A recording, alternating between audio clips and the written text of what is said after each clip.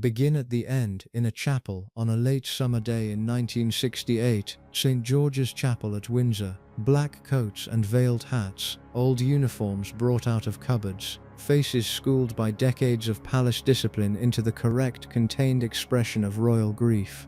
They had come to bury Princess Marina, Duchess of Kent, dead at 61, and among the mourners was a figure who almost never appeared inside the royal circle anymore. The former King Edward VIII, the Duke of Windsor, the uncle who had given up a throne and gone into exile, back for one of the last times he would ever stand among the family he had left. A chapel like that is a good place to begin, because a royal chapel makes rank visible. Everyone knows where to stand, every name carries its weight of history, even the grief is arranged by precedence. It was exactly the kind of room Marina had understood her whole life, a room where order held the chaos back, and for once she was not arranging it, she was lying at the center of it. They were burying several women at once that day, because Marina had been several things. A beauty the whole country had adored for more than 30 years, a tireless working royal who had carried the crown's dignity across the world, a war widow who had held her grief behind a flawless surface, and something else, something the official tributes would not say out loud, because the official tributes never do. They were burying one of the last people in royal life who treated blood and rank as a living force, a woman whose approval could feel like a door opening onto sunlight, and whose disapproval could feel like a winter that simply refused to end. The public had loved her. The family had also quietly been a little afraid of her. Both of those things were true, and both were about to be smoothed over by the same ceremony. This is the story of the woman underneath that ceremony, and it is not the story the magazines told. It is darker than that, and stranger, and in the end more human. To get to it, we have to go back past the funeral, past the glamour, past the famous face, all the way to a childhood that taught a clever little girl a lesson she never unlearned, that everything can be taken away. Stay with me, because almost nothing about Princess Marina is as simple as the photographs made it look. People who saw her arrive remembered the same thing. Not the jewels first, though there were jewels. Not the title, though the title was older and grander than most of the ones bowing toward her. What they remembered was the way Princess Marina entered a room as if the room had been waiting for her, as if the air itself had been told in advance to behave. She had a particular gift. She could make every other woman in a drawing room feel, without a single rude word, that they had dressed slightly wrong. She could make a duchess wonder about her own posture. She could make a countess reconsider her gloves. And she did all of it while smiling, while being charming, while saying nothing that anyone could ever quote against her later. That was the surface. The surface was magnificent, and the surface was real. Marina was, by wide agreement, the most beautiful princess in Europe, and for 30 years the British public adored her with a steadiness they rarely gave to anyone born outside the islands. She had the face the cameras loved, and the manner the newsreels could not resist. There is even a color named after her, a soft blue-green that fashion houses sold by the thousand because women wanted to look the way she looked. But there was another Marina, and almost everyone who worked close to the family knew her too. This was the Marina who looked at the wives her brothers-in-law had chosen, women from old Scottish castles and ancient English estates, and decided privately that they were not quite the thing. The Marina who, according to those around her, referred to two of her royal sisters-in-law as common little Scottish girls. The Marina who had married a prince whose private life would have ended a lesser man, and who spent her marriage gilding the scandal so smoothly that the public saw only the gold. This is the story of that second woman, not the icon on the magazine covers, the other one.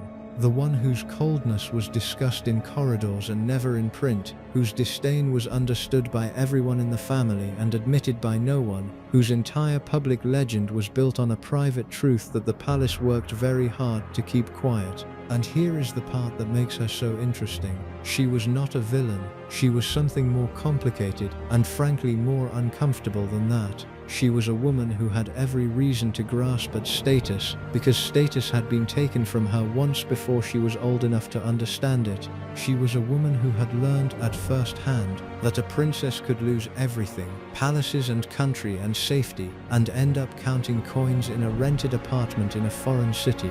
And once she clawed her way back to the center of the most secure throne in the world, she was never again going to let anyone forget exactly who she was, or exactly who they were not. Stay with me because this one goes places you will not expect. Before we get into it, do me a small favor. If you enjoy long, careful stories about the people behind the crown, the ones the official histories tidy up, take a second to subscribe and tap the like button. It genuinely helps these documentaries reach the people who would love them, and it tells me to keep making them. That is the only thing I will ask of you. Now settle in. To understand the coldness, you have to understand the fall. Marina was not born into security. She was born into something that looked like security from the outside and felt, even to a small child, like a beautiful house built on a slope. She came into the world in Athens in December of 1906, the youngest of 3 daughters of Prince Nicholas of Greece and Denmark, and Grand Duchess Elena Vladimirovna of Russia. Read those names slowly, because they matter. On her father's side, she was a granddaughter of the King of Greece. On her mother's side, she descended from the Romanovs, from the immense, glittering, doomed wealth of Imperial Russia. As a little girl, she did not simply hear about grandeur, she visited it. She went to Russia, to her mother's family, and saw the Russian imperial court at the height of its splendor, a world of palaces and uniforms and jewels, stacked in quantities that no Western European court could match. So her earliest lessons were not modest. Her earliest lessons were about how high the human ceiling could go. She learned what real magnificence looked like before she learned to read properly. That kind of education marks a person. It sets a private standard that nothing later in life ever quite satisfies, and it gives a child a measuring stick that she will go on using silently for the rest of her days against every room she enters and every person she meets. The 3 sisters were close, and they were striking. Olga, the eldest, would marry Prince Paul of Yugoslavia, a connection that would later cause Marina more trouble than anyone could have guessed. Elizabeth, the middle sister, would marry into the German aristocracy. And Marina, the youngest, the one many considered the loveliest, would wait the longest and marry the highest, into the British royal house itself. But all of that was decades away, and between her childhood and her crown lay a catastrophe. The catastrophe was exile. The Greek monarchy was never a stable institution. It wobbled, it fell, it was restored, it fell again, with a regularity that would be almost comic if it had not wrecked so many lives. In 1917, when Marina was 10, the family was forced out. The throne her grandfather had held was suddenly not theirs to stand near, and the Greek royals, who had lived as royalty are supposed to live, discovered the specific and grinding humiliation that comes when the title survives but the income does not. They settled eventually in Paris, and here is where the legend of the glamorous princess collides with the fact that the glamour was partly designed to hide. The family that produced the best-dressed woman in Europe spent years in genuinely reduced circumstances. Not poverty in the sense an ordinary family would know it, no. There were still servants, still connections, still the great names. But there was also anxiety about money, the constant low hum of a household that has to think about cost, that has to economize, that knows the difference between what it is owed by birth and what it actually has in the bank. Picture the lesson that teaches a clever, watchful, proud young girl. She has Romanov blood and Greek crowns in her family tree, and she is watching her parents count carefully in a rented Paris apartment. She knows she is by birth the equal of anyone on earth, and she also knows that birth by itself does not pay, it does not protect. It can be stripped away by a vote or a coup or a war, and leave you exactly as exposed as the people you were raised to consider beneath you. That is the wound at the center of Marina. It is not a dramatic wound. There is no single cruel moment you can point to. It is something slower and more corrosive than that. It is the experience of having been at the top, and having tasted the fall, and having decided somewhere deep down where decisions like this get made in childhood, that she would climb back, and that once she was back she would build her position out of something more reliable than luck. She would build it out of standards, out of taste, out of an absolute, unshakable certainty about who belonged where, and she would judge. Quietly, elegantly, lethally she would judge, because judgment was the one form of power that exile could not take from her. They could take the throne, They could take the money. They could not take her ability to look at a room and know instantly and unanswerably that she was the finest thing in it. In Paris, the three sisters grew into famous beauties. They were photographed, admired, talked about. They moved through the strange half-world of displaced royalty, families with the grandest names in Europe and shrinking means, all of them circling, all of them watching for the marriage that would restore what history had taken. For royal daughters in that position, marriage was not romance. Marriage was rescue, and rescue was a serious business conducted with a clear eye. Marina had the clearest eye of the three. She was not the kind of girl who floated through her youth on dreams. She watched, she calculated, she understood in a way that the sentimental never do, that her face and her name were assets, and that assets are wasted if you spend them cheaply. She turned down chances, she waited. She let the years pass while lesser matches came and went, and she held out for something that would not merely give her a husband, but would give her back the altitude she had lost. She was nearly 28 when it came, which by the standards of the time made her practically a spinster, and which tells you something about her nerve. She had refused to settle, and the prize she had been holding out for arrived in the unlikely shape of a charming, troubled, dangerously glamorous young man named Prince George. Now Prince George, the fourth son of King George V and Queen Mary, was a catch on paper and a catastrophe in private, and almost everyone who mattered knew it. He was handsome in a way his brothers were not. He had taste, real taste, the rarest thing in that stiff and dutiful family. He loved music, art, beautiful objects, beautiful rooms, beautiful people. He was the only one of the old king's sons who could have walked into a gathering of artists and writers and been welcome on his own merits rather than his rank. He was also, by the accounts that have come down through royal biographers and the documentary record, addicted to drugs, morphine and cocaine, in an age when both could be had with frightening ease by a man of his position. His habit was serious enough that his eldest brother, the future Edward VIII, himself no model of restraint, was deputed by the family to help drag him off it during the latter part of the 1920s. Think about that. The royal family was so worried about George that they sent the playboy Prince of Wales to be the responsible one. That is how far gone he had been. And the drugs were only part of it. George was bisexual at a time when that fact, if it had ever reached print, would have destroyed him and embarrassed the crown. The rumors that have followed him for decades, recorded in serious biographies and in the documentary The Queen's Lost Uncle, include affairs with men as well as women.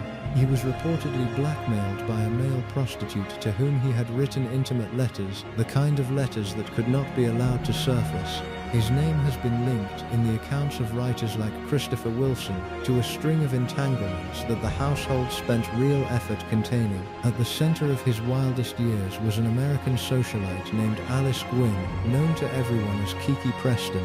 She was beautiful, reckless, fabulously connected, a cousin of the Vanderbilts, and a drug addict so open about her habit that society gave her a nickname that has outlived almost everything else about her. They called her the girl with the silver syringe. George and Keki fell into each other with the particular intensity of two people who share both a passion and an addiction, and the relationship was, by every account, ruinous.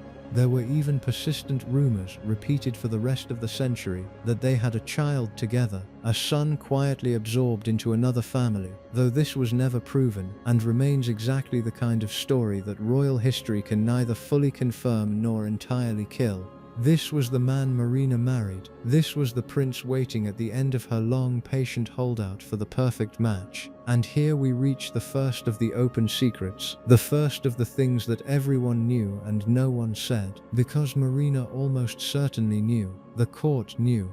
The family knew. A young woman as sharp as she was, moving in the circles she moved in, marrying into a family that had spent a decade managing this exact problem, did not float toward the altar in ignorance. She knew what she was getting, and she married him anyway, with her eyes open, and she spent the rest of their marriage making the public believe in a fairy tale she had every reason to know was more complicated than it looked. That is not the act of a naive girl. That is the act of a strategist.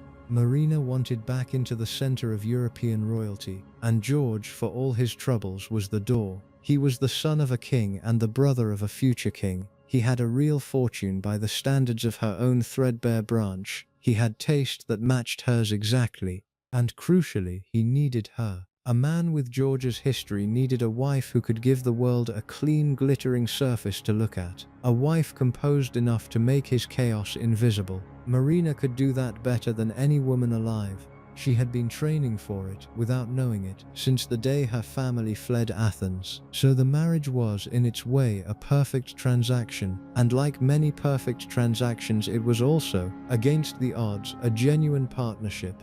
Whatever the calculation behind it, the two of them seemed to have actually suited each other. They shared a sensibility, they liked the same things. He gave her the security and the platform she had craved since childhood, and she gave him the steadiness and the cover he had needed for years. By the accounts of those who knew them, George cleaned himself up considerably after the marriage. Marina did what no one else had managed. She gave the wild prince a reason to be ordinary, but none of that changed the deeper fact, and the deeper fact is the engine of everything that follows. Marina had built her entire return to greatness on top of a secret. Her glamour, her dignity, her flawless surface, all of it sat directly above a private reality the public was never allowed to see. She became, in a sense, a professional keeper of appearances. And once you have made appearances the foundation of your whole existence, you start to judge other people by how well they keep theirs. You start to see the world as divided into those who understand how it is supposed to look,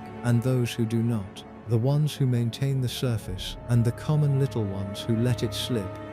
Keep that in mind, because it is the key to her cruelty. Marina's snobbery was not random spite, it was the worldview of a woman who had paid an enormous private price to keep her own surface perfect, and who had no patience at all for anyone she suspected of getting the same prizes for less. Before we reach the wedding that made her a British princess, we have to slow down and walk the long road that made her who she was, because almost everything hard and brilliant about Marina was set in place long before she ever saw Westminster Abbey.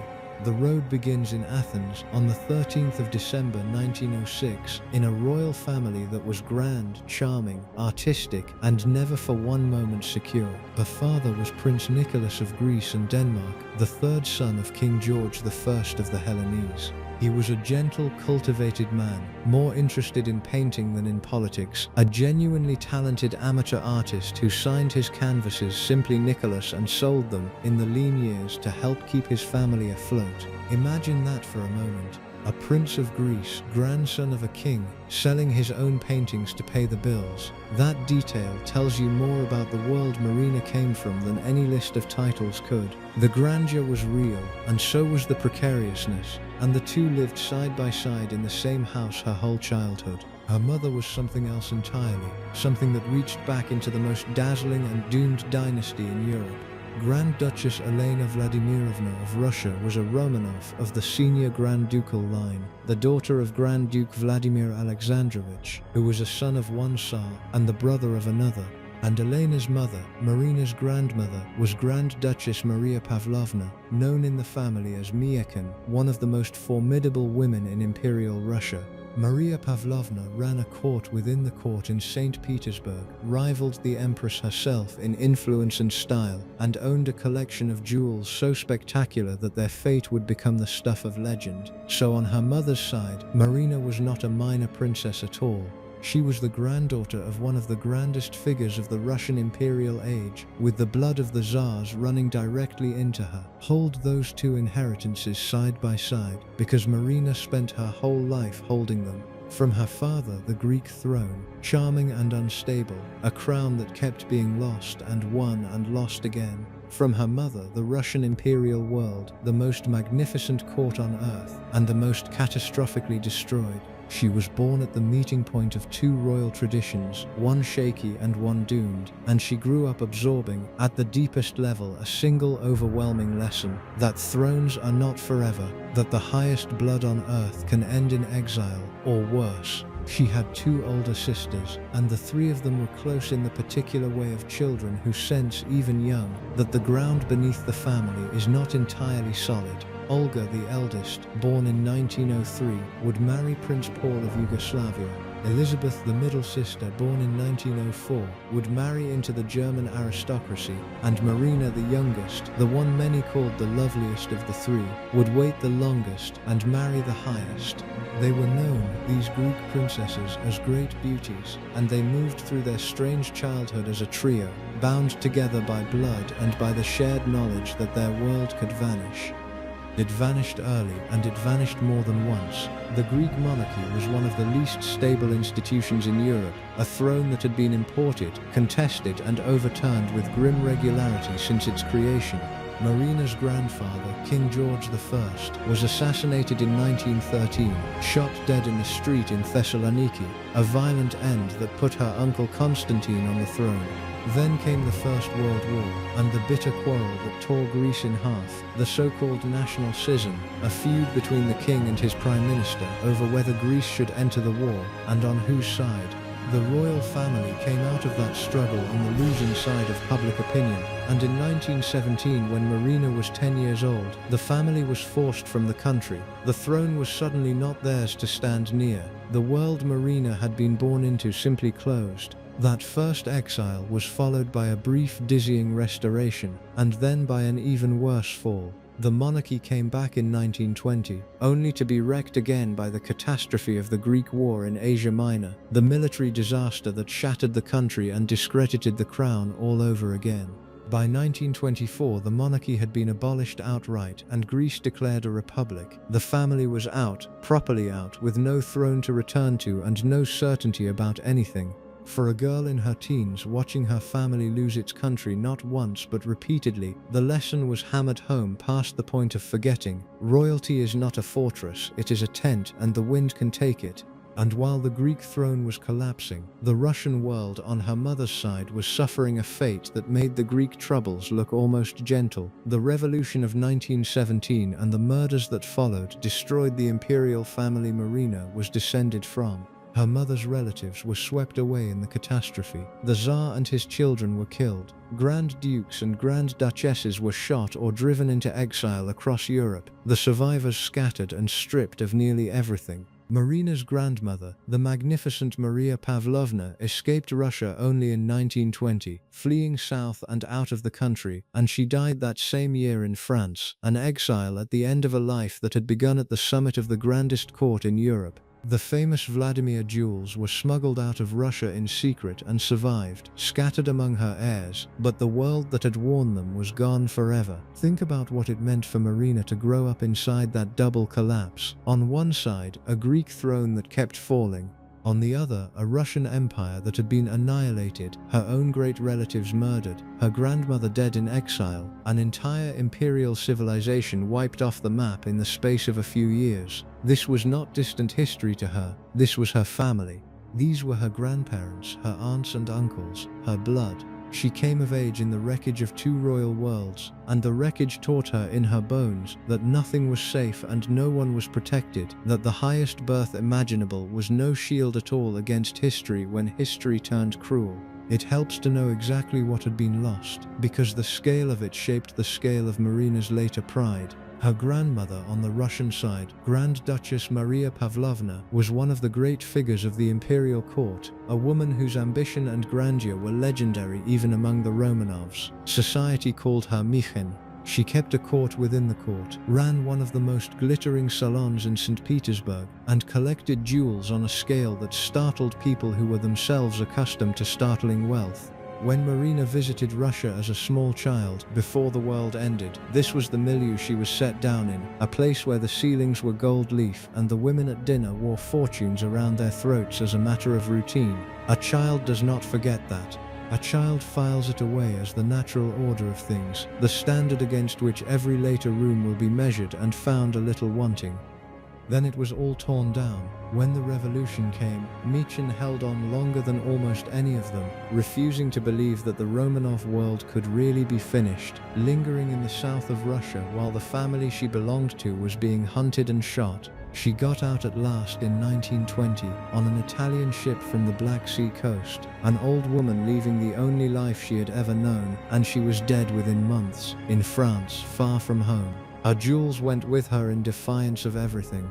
There is a story, often told and substantially true, that the most famous of the family's tiaras was smuggled out of Russia by a British intelligence officer and an antiques dealer, slipped past the chaos in secret, and that pieces of the Vladimir collection were later sold to Queen Mary herself. So the very jewels that had glittered on Marina's grandmother in the lost imperial court ended up, some of them, on the head of the British Queen Marina would one day call her mother-in-law. The threads of that vanished world ran directly into the family she married into. Hold the two images together because Marina held them together her whole life. On one side, the gold rooms of Imperial Russia, seen once in childhood and never forgotten. On the other, the same family scattered as refugees across Europe within a few years, the men shot, the palaces seized, the jewels carried out sewn into hems and hidden in luggage. She had seen the very top, and she had seen how fast the very top could become nothing. The lesson did not make her humble, it made her vigilant. It taught her that the only thing nobody could vote away or confiscate or shoot was the thing she carried inside her, the certain knowledge of who she was, and she guarded that certainty for the rest of her life with the ferocity of someone who had watched everything else burn. The family settled after the wandering in Paris, and Paris is where the legend and the reality pull hardest against each other. The official version is romantic, the three beautiful Greek princesses, exiled but elegant, gracing the salons of the most stylish city in the world. The truth underneath was thinner and more anxious. The family lived in genuinely reduced circumstances, careful with money in a way that royalty is not supposed to be, the father selling his paintings, the household economizing, the grandeur maintained on a budget that would not stretch as far as the name suggested it should. There were still servants and connections and the great old names, yes, but there was also the constant grinding awareness of cost, the knowledge that the family's resources did not match its rank, the quiet daily humiliation of being royalty without the money to live as royalty. It is worth pausing on the two people who made her, because Marina was the meeting point of two very different kinds of grandeur. Her father, Prince Nicholas, was a gentle, cultivated man, a son of the Greek king who had no taste for politics or power, and a real gift for painting. In exile he made something close to a profession of it, working at his easel and selling his canvases, signing them simply Nicholas, a king's son quietly earning what he could from his brush. There was no shame in it for him, and no pretense either, and Marina seems to have loved him without complication, and to have taken from him her genuine eye for art and beauty. Her mother, the Grand Duchess Elena Vladimirovna, was made of harder and grander material, a Romanov raised in the staggering wealth of Imperial Russia, daughter of the formidable Michin, carrying in her bearing the memory of the most opulent court in Europe. From her father Marina got tenderness and taste. From her mother she got the iron, the sense of absolute rank, the conviction that breeding was the deepest fact about a person. The combination is the whole of her, the artist's eye and the empress's spine, in one watchful, beautiful, exiled girl. The Paris the family lived in was full of people exactly like them, the displaced royalty of a continent that had torn up its old order in a decade of war and revolution. Grand dukes drove taxis, princesses worked in dress shops and traded on names that had once commanded armies. The grand hotels and quiet apartments of the city held a whole society of the dethroned, all of them keeping up appearances on shrinking means, all of them watching one another to see who was managing the descent with dignity and who was letting it show. Marina grew up inside that society, and it sharpened her like a whetstone. She learned the cruel arithmetic of it early, that a great name kept you in the right rooms but did not pay the bills, and that the people who survived exile best were the ones who never for one moment let the world see them flinch. For Marina, the cleverest and most watchful of the three sisters, those Paris years were an education more important than anything a governess taught her. She learned in the most personal possible way, the gap between what she was owed by birth and what she actually had. She learned that a princess could be the equal of anyone on earth and still have to think about the price of things, and she learned to watch, to observe the social world with a cool measuring eye, to understand exactly who outranked whom and exactly how much a name was really worth, because in a world of displaced royalty all jostling for position and marriages, that kind of knowledge was survival. It was in Paris too that the sisters became famous for their looks and their style, and that Marina in particular began to develop the thing that would define her, the flawless personal elegance that turned a princess without a country into a woman the whole world would one day copy. She had no throne, no fortune, no certain future. What she had was her face, her bearing, her taste, and her blood, and she learned to deploy all four with the precision of someone who understood that they were the only assets she could count on. The discipline of her later life, the iron control, the refusal to ever appear less than perfect, was forged in exactly these years, in the experience of being grand and exposed at the same time. Her sisters married first. Olga made what looked like the most brilliant match of all in 1923, marrying Prince Paul and stepping toward what would become, a decade later, the effective rulership of Yugoslavia. Elizabeth married Count Karl Theodor of Thuringia-Jettenbach in 1934 into the German aristocracy, and Marina waited. She was the youngest, the loveliest, and she held out longest, which by the standards of the time looked almost reckless. Year after year, she let chances pass, refusing to settle, holding herself in reserve for something that would not merely give her a husband, but would give her back the altitude her family had lost. By the time the right match finally appeared, she was approaching 28, practically an old maid in the calculus of royal marriages, and the fact that she had dared to wait that long tells you everything about her nerve and her sense of her own worth.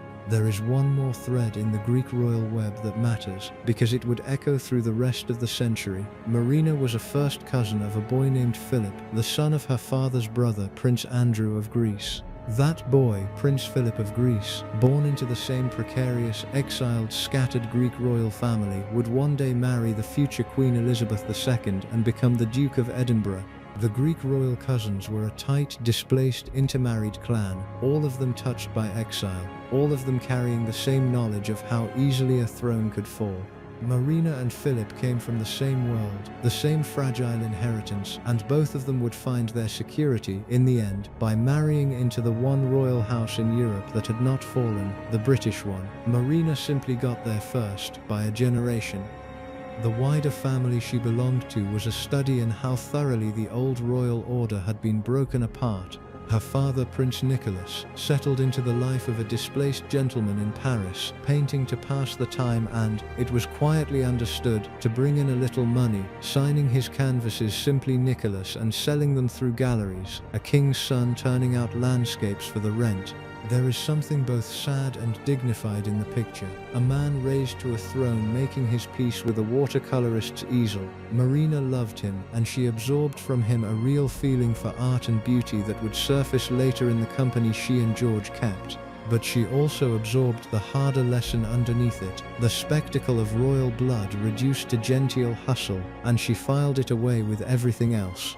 Her middle sister Elizabeth made the match that would look most awkward when the world divided. In 1934, the same year Marina married into Britain, Elizabeth married Count Karl Theodor of Thuringia-Jettenbach and went to live in Bavaria, in Germany, as the continent slid toward the war that would set her new country against her sisters. When the fighting came, the three Greek sisters found themselves scattered across the wrong fault lines of Europe. Marina in London at the heart of the crown that was fighting for its life, Elizabeth in Germany on the enemy side of the line, Olga in Yugoslavia, married to a man whose impossible choices would soon make him in Winston Churchill's eyes something close to a traitor. Three sisters who had shared a nursery in exile, now flung to three corners of a war that cared nothing for the bonds between them. This was the ordinary condition of the displaced royalty Marina came from. Cousins on every throne and ex-throne in Europe, intermarried, interrelated, and increasingly stranded on opposite sides of the century's catastrophes.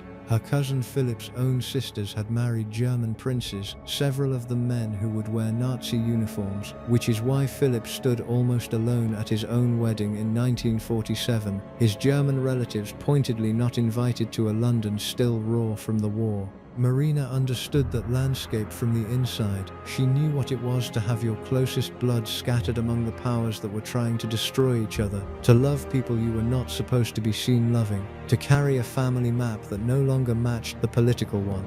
It made her loyal in a way that surprised people who only saw the ice. When the war finally forced her to choose between the rules of wartime Britain and the sister she adored, the choice she made would tell you more about her than all the snobbery combined. So that was the woman who came to London, not a pampered princess floating on certainty, but the product of two collapsed royal worlds, raised in the wreckage of the Greek throne and the Russian Empire, schooled in exile and economy and the cold arithmetic of rank. She arrived with imperial blood, flawless taste, and a wound that nothing would ever quite heal. The knowledge that everything could be taken away. She was looking for a fortress, and in the British royal family, the one throne that had survived the centuries' storms, she found one.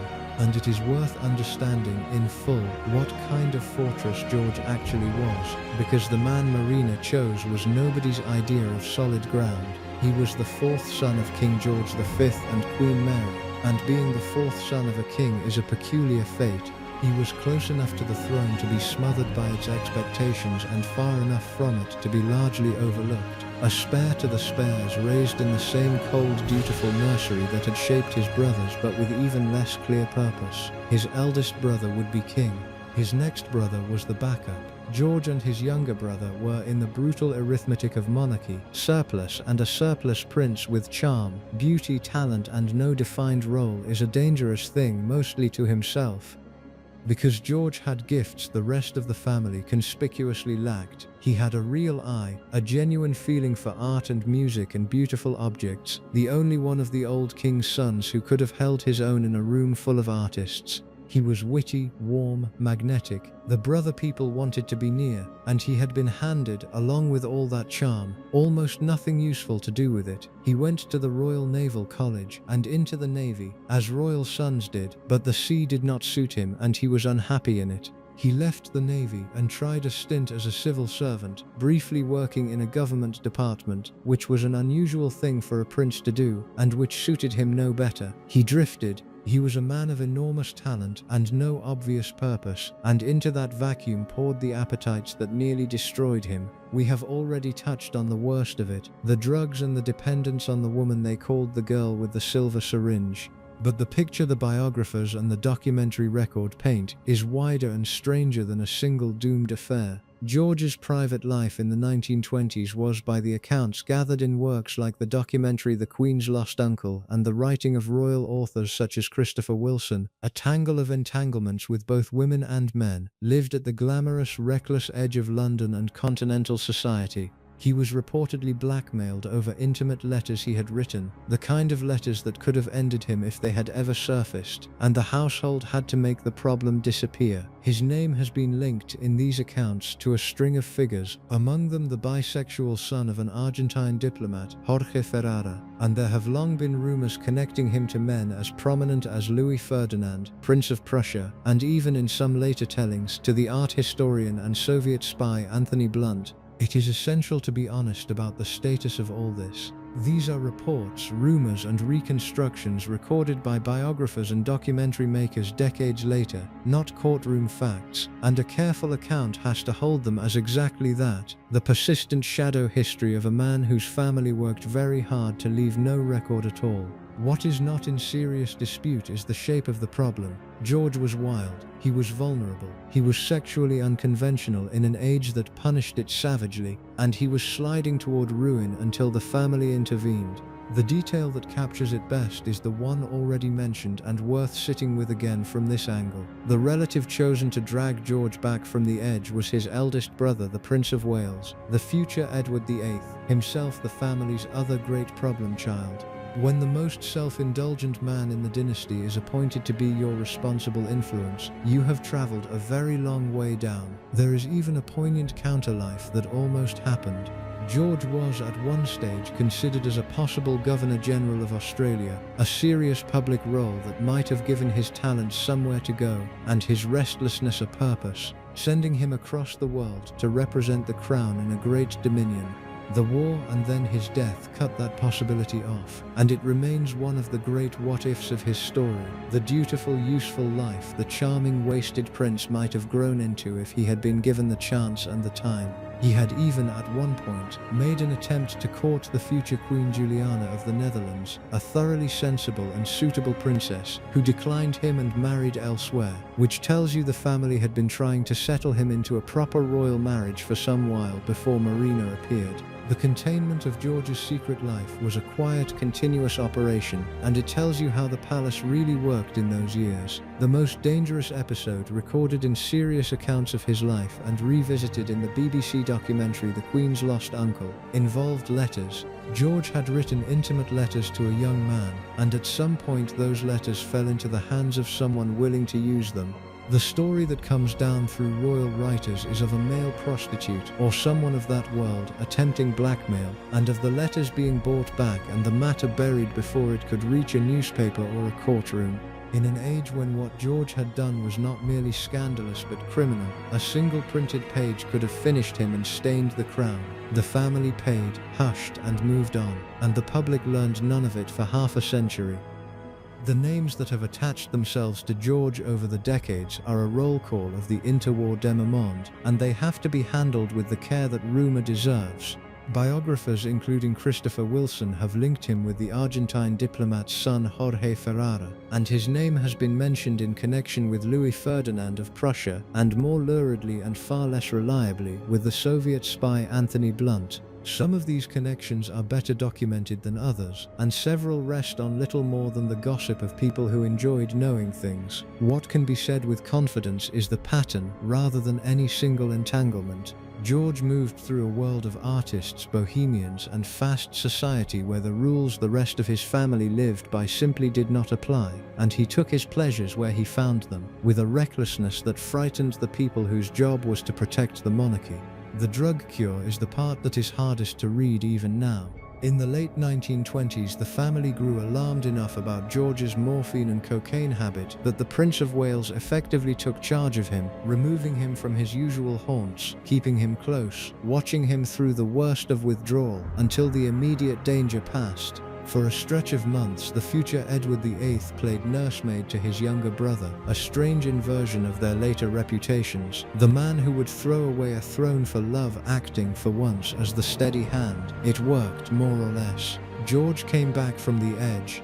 But a man does not arrive at that edge without scars, and the Princess Marina agreed to marry was a repaired thing rather than an unbroken one, mended carefully and capable, always, of cracking again under the right pressure. She knew it, that knowledge was built into the bargain. So picture clearly the bargain Marina was about to make. On one side, a woman of imperial blood and flawless discipline, raised in the wreckage of two fallen royal worlds, desperate for a fortress, armed with beauty and taste and an iron will. On the other, a charming, gifted, drifting prince with a buried history that could detonate at any moment, a man the family had nearly given up on, a fourth son with everything to offer and nowhere to put it. Each of them needed exactly what the other had. Marina needed a secure royal position and a man whose sensibility matched her own. George needed a wife strong enough to give his chaos a shape and disciplined enough to keep his secrets buried. It was, when you lay it out, one of the most logical matches in the history of the family. Two people whose weaknesses and strengths fit together like a key in a lock. And remarkably, against all the odds stacked behind it, it also became something like love. The match itself was made the way royal matches were usually made, through a careful collision of family encouragement and the right meeting at the right moment. Marina and George had crossed paths before, as second cousins moving through the same extended royal circles, both of them great-great-grandchildren of King Christian IX of Denmark, the so-called father-in-law of Europe, whose descendants sat on half the thrones of the continent. But the real beginning came in September of 1933, when Marina traveled to London with her sister Olga and Olga's husband Prince Paul. There was a luncheon at Claridge's, and at that luncheon something shifted. Two people who had known each other vaguely for years suddenly paid attention to one another. George's eldest brother, the Prince of Wales, the future Edward VIII, took an interest and encouraged the courtship along, which in that family counted for a great deal. The following summer, in 1934, Marina's mother and other members of the Greek royal family came to London, and the courtship turned serious. It moved at the measured pace such things moved at, chaperoned, observed, conducted under the watchful eyes of two families who both understood exactly what was at stake. And then, on the evening of the 20th of August, 1934, after a quiet game of backgammon, Marina's family did the tactful thing and left the two of them alone. George proposed. Marina, who had waited so long and refused so much, said yes. 8 days later, on the 28th of August, Buckingham Palace announced the engagement of Prince George to Princess Marina of Greece and Denmark, and the long wait of the youngest, loveliest, most patient of the three Greek sisters was over. The wedding itself, on the 29th of November 1934, was the last great royal pageant before the shadow of war fell across Europe, and the country threw itself into it with an appetite that surprised even the palace. There were, fittingly for a woman who lived between two worlds, two ceremonies. The first was the grand public one in Westminster Abbey, all gold and music and massed congregations of royalty from half the courts of Europe. The second, held afterward in the private chapel at Buckingham Palace, was a Greek Orthodox service, conducted in Marina's own faith, a quiet acknowledgement that the radiant British Duchess had been born into a different church and a different country and was not about to pretend otherwise. The doubling suited her exactly. The public face and the private truth, performed on the same day, in the same building, for the same marriage. It was the first royal wedding ever carried to the nation by wireless. The ceremony piped out over the airwaves so that millions who could never have crowded into the Abbey could hear it happen in their own front rooms. That detail matters more than it looks. Marina arrived at precisely the moment when the monarchy was learning to be consumed at a distance through microphones and newsreels and photographs, and she had exactly the face and bearing that the new media adored. She was made for the camera before anyone fully understood what the camera was about to do to royalty. The crowds were enormous. London filled with people wanting to see the foreign princess who had been described, breathlessly and not inaccurately, as the most beautiful royal bride in living memory. Her wedding dress, designed by the couturier Edward Molyneux, was studied and copied and reproduced in cheaper fabrics within weeks. Shop windows filled with imitations. A particular shade she favored, a soft silvery blue-green, was christened Marina Blue, and sold in such quantities that it became a genuine commercial craze, the kind of thing that turns a person into a brand. The girl raised counting money in a Paris apartment had become, overnight, the most fashionable woman in the British Empire, her taste copied by women who would never come within a mile of her.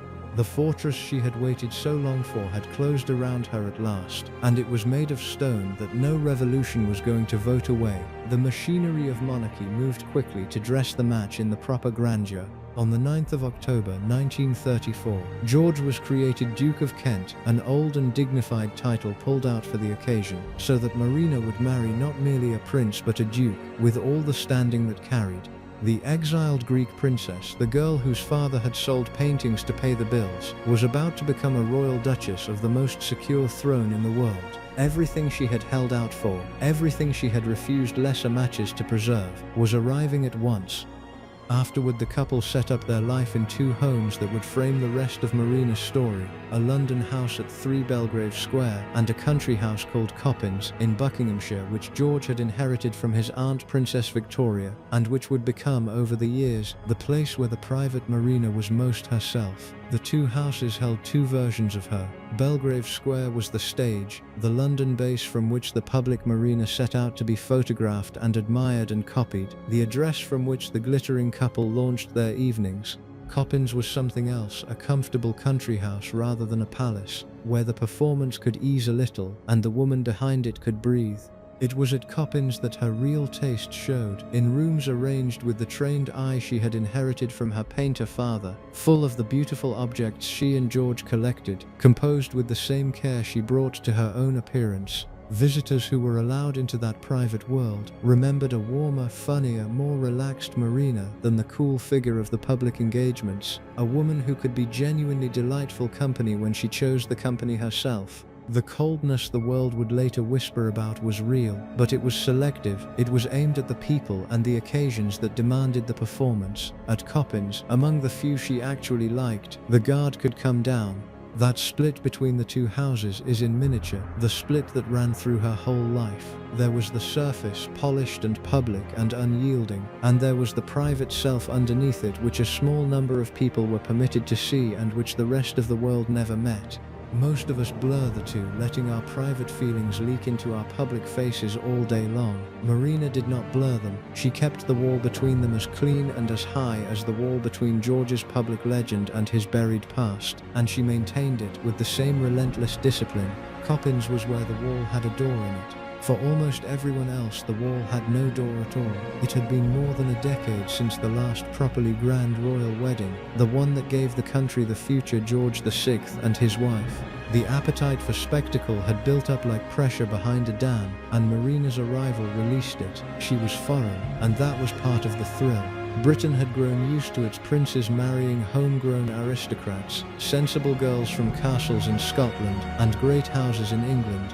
Marina was something else, something the public found intoxicating. She was continental, exotic, impossibly elegant, a real foreign princess with a Greek crown and Russian blood, descending on the grey London winter like a creature from a brighter world. The newsreels could not get enough of her. She did not disappoint them. Where another bride might have arrived as a frightened newcomer, Marina arrived as a star. She understood instinctively that this was theatre, and she understood theatre better than almost anyone in the family she was marrying into. She knew how to wear clothes. She knew how to move. She knew the difference between being looked at and being studied, and she wanted to be studied. By the end of that day, she was not merely a royal bride, she was a phenomenon. And so began the public legend, the version of Marina that most people knew then and that most people still half remember now. The most beautiful princess in Europe, the fashion icon, the continental swan who had floated into the stiff British court and made it briefly glamorous. Magazines tracked her hats and her gowns, women copied her hairstyle. She was, in the modern sense, a celebrity, decades before the word meant what it means now. It is worth being clear-eyed about why the palace wanted her so badly, because Marina arrived at a moment when the British monarchy needed exactly what she was selling. The 1930s were anxious years of economic hardship at home and gathering menace abroad, and the royal family was working hard to present itself as something clean, domestic, dignified and reassuring, a fixed point in a frightening world. A radiant foreign princess with an ancient name, marrying a handsome prince in a great public spectacle, was a gift to that project. Her wedding was not merely a wedding. It was a piece of national reassurance, arranged and broadcast and photographed to make the country feel, for a day, that some things were still secure and splendid. The institution understood the value of a beautiful bride with an old title, and it deployed her accordingly, putting her at the front of the family's public face precisely because she made the whole enterprise look graceful and safe. Marina understood the bargain as well as the palace did, and probably better. She knew she was being used as an image, and she was content to be, because the image was a fortress and the fortress was what she had wanted all along. But a bargain like that has a second half that nobody mentions at the start. The country that is invited to adore an image expects the image to be maintained forever in all weather, and the woman inside it pays the upkeep. Marina would pay it in discipline, in concealment, in the lifelong work of never letting the surface crack. And decades later she would discover that the institution which had so eagerly used her glamour had made almost no provision to protect her when the glamour was all that was left. The monarchy took the radiant young duchess and put her to work as a symbol, and the symbol served faithfully, and the human being underneath learned slowly exactly what the surface cost. What almost no one outside the family understood was how much labor went into maintaining that image, and how the labor itself was hardening her. Behind the radiant couple in the photographs was a marriage that had to be managed, a husband with a history that had to be buried, a surface that had to be kept perfect at all times, in all weather, in front of everyone. The two houses became gathering places for the interesting people of the day, artists, musicians, figures from the stage and the world of politics. This was George's taste and Marina's flair combined, and it produced a glamour the rest of the dour royal family could not match and did not entirely approve of. But approval was never really the point for Marina. Superiority was. and living at the dazzling edge of royal society, hosting the cleverest and most fashionable people in London, only sharpened her sense that she occupied a higher plane than the relatives who married worthy Scottish girls and went to bed early. The Kents were the glamorous ones. Everyone knew it. Marina made sure everyone knew it, and the knowing curdled over the years into the quiet contempt that the people closest to her would spend decades tactfully not mentioning. 3 children came in fairly quick succession. Edward arrived in 1935, the boy who would inherit his father's dukedom and carry it into the next century. Alexandra followed at the end of 1936, born on Christmas Day, the only daughter, and then in July of 1942 came the third child, a second son they named Michael. The timing of that third birth matters enormously, and we will come back to it, because Prince Michael of Kent came into the world only weeks before his world was torn apart in a way that would shape the family for the rest of the century. For now, hold the picture in your mind. The glamorous Duke and his radiant foreign Duchess, the toast of fashionable London, the most photographed couple in the royal family, building a house full of art and music and clever guests, raising 3 children, presenting to the public a flawless image of charm and beauty and modern style. And underneath it all, the secrets, the prince's buried past, the duchess's growing, watchful, unspoken disdain, the whole shining structure held up by Marina's iron determination that the surface must never ever crack. Then the war came, and the war did what wars do. It came for the surface. The bright world the Kents had built in the 1930s did not survive it. The London of clever dinners and beautiful rooms and the most fashionable couple in the kingdom went dark, literally, behind blackout curtains. The glittering set that had gathered at Belgrave Square scattered into uniforms and war work and exile. The country that had wanted its monarchy to look glamorous and modern now wanted it to look steady and self-sacrificing, to share the rationing and the danger and the grind, and the whole register of royal life shifted from spectacle to endurance. For a woman whose entire public identity had been built on glamour, it was a profound change of weather, and Marina characteristically adjusted without a visible flinch. The art and the beautiful evenings were packed away with the silver. What the moment called for now was duty, and duty she could supply in quantity. The children went out of London, as so many children did, to the relative safety of the countryside, and Marina divided herself between the public work the war demanded and the private business of holding a young family together while her husband was away on service for long stretches. It was, for everyone, a grim and narrowed life after the brilliance of the previous few years, and it would be the backdrop against which her world was about to be shattered completely. She had married into security and spent 6 years enjoying it, and now the most secure throne in Europe was fighting for its survival, and the fragile happiness she had built was about to prove as breakable as everything else she had ever loved. She did not know that yet. In the meantime, she put on a uniform and went to work. When war broke out in 1939, Marina did what the role demanded, and she did it well. She trained as a nurse, working for 3 months under a plain pseudonym Sister K, so that she could be useful without being a spectacle. She joined the Civil Nurse Reserve. She visited hospitals and supported wartime charities with the disciplined energy that had always been her real gift, the same energy that the dazzling clothes had distracted everyone from noticing. Whatever else you say about Marina, and there is plenty to say, she was not lazy and she was not a coward. She worked. The detail of the pseudonym is worth pausing on, because it cuts against the easy picture of a vain woman. She trained and served as a nurse under the plain name Sister K, deliberately stripping off the title and the celebrity so that she could do the work without turning every ward round into a royal occasion. Think about what that meant for a woman whose entire identity was built on rank and recognition. She set both aside, voluntarily, to empty bedpans and dress wounds as an ordinary nurse, because in that context the rank would have been an obstacle rather than an asset, a distraction from the job. It is a genuinely admirable thing, and it complicates the portrait in exactly the way the truth always does. The same woman who would later freeze a daughter-in-law for not being grand enough was perfectly willing, when the war demanded it, to become anonymous Sister K and do the humble work with her sleeves rolled up.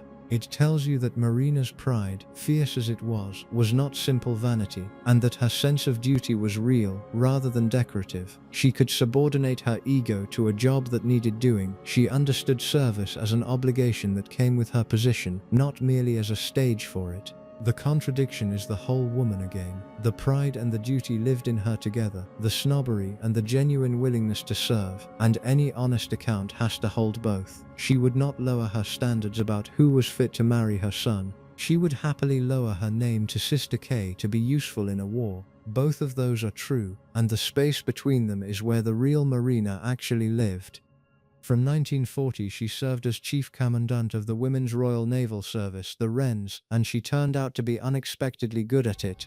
The director of the service, Dame Vera Laughton Matthews, noticed that recruitment jumped every time a photograph of the Duchess of Kent in her Wren's uniform appeared in the papers. Marina being Marina, she also took an interest in how that uniform looked. She lobbied the First Lord of the Admiralty to redesign the women's hat, on the grounds, as she put it, that no woman wants to wear a hat that makes her look unattractive, war or no war. It is a small thing, and it tells you a great deal. Even in the middle of a national emergency, dressed in service blue, she could not stop being the woman who believed that how a thing looked was never trivial, that presentation was a form of power, and that a better hat might do more for recruitment than any number of posters.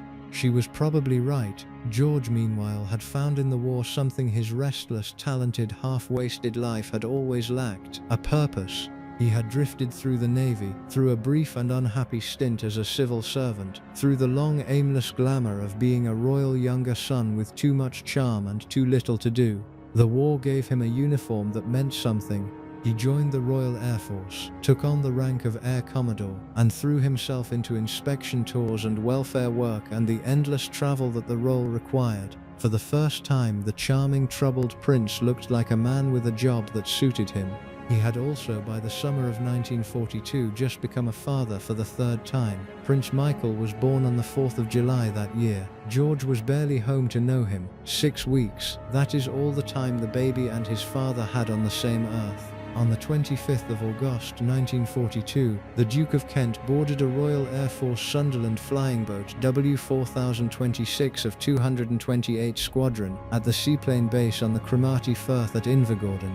He held the rank of Air Commodore, attached to the welfare side of the RAF, and he was bound for Iceland to inspect the bases there, a piece of useful wartime work for a man who had finally found something useful to do. The weather closed in almost at once, fog and low cloud over the Highlands. Just over half an hour after takeoff, the flying boat, fully fueled, drifted off its planned track up the coast and flew into a hillside at a place called Eagles Rock, near Dunbeath in Caithness. It exploded on impact. 14 of the 15 men aboard were killed. The single survivor, the rear gunner, was thrown clear and found injured on the hillside nearly a day later. The Duke of Kent was dead at 39. The official inquiry was clear enough.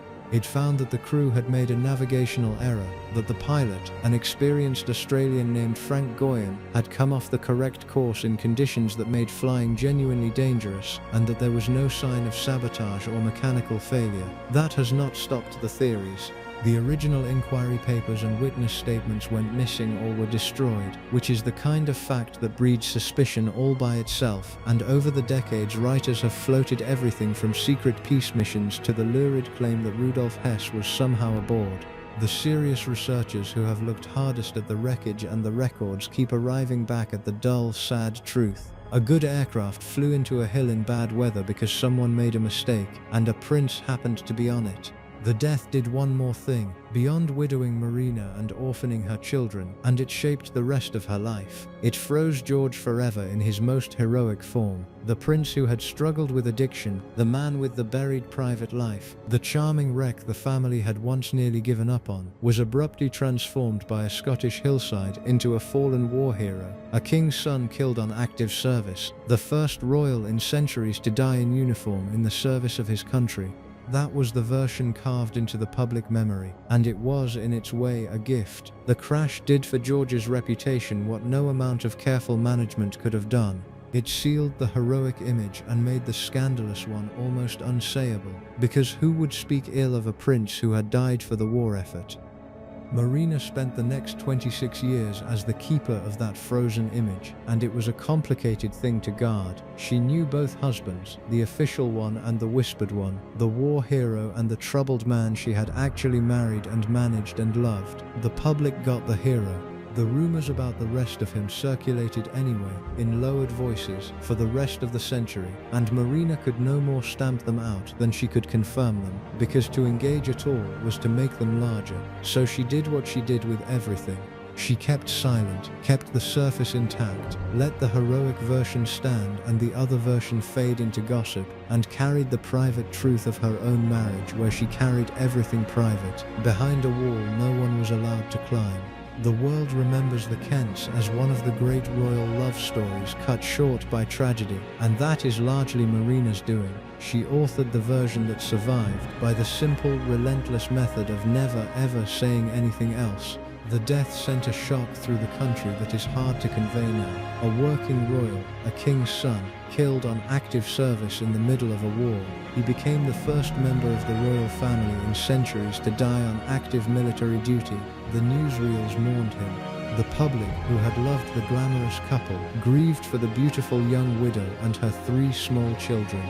And the conspiracy theories began almost at once. The whispers about what the Duke had really been doing, where he had really been going, that still circle the crash to this day and have never been fully laid to rest.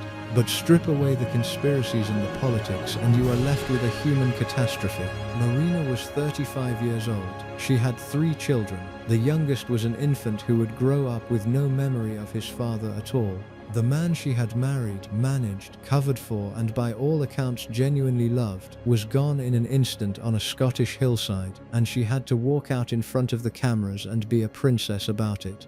That August afternoon is the hinge of her whole life, the line that divides the 2 Marinas more sharply than any other. Before it, there was the glamorous young Duchess, the bright modern face of the monarchy, a woman whose discipline still had something playful and hopeful underneath it, married to a difficult man she had genuinely steadied and who had in his way made her happy. After it, there was the widow, and the widow was harder. The warmth that had a place to go while George lived was sealed up when he died, and the watchfulness that had protected one fragile marriage was turned outward onto the whole world. The woman who emerged from that grief was the fully formed version of the cool, exacting figure the family would know for the next 26 years.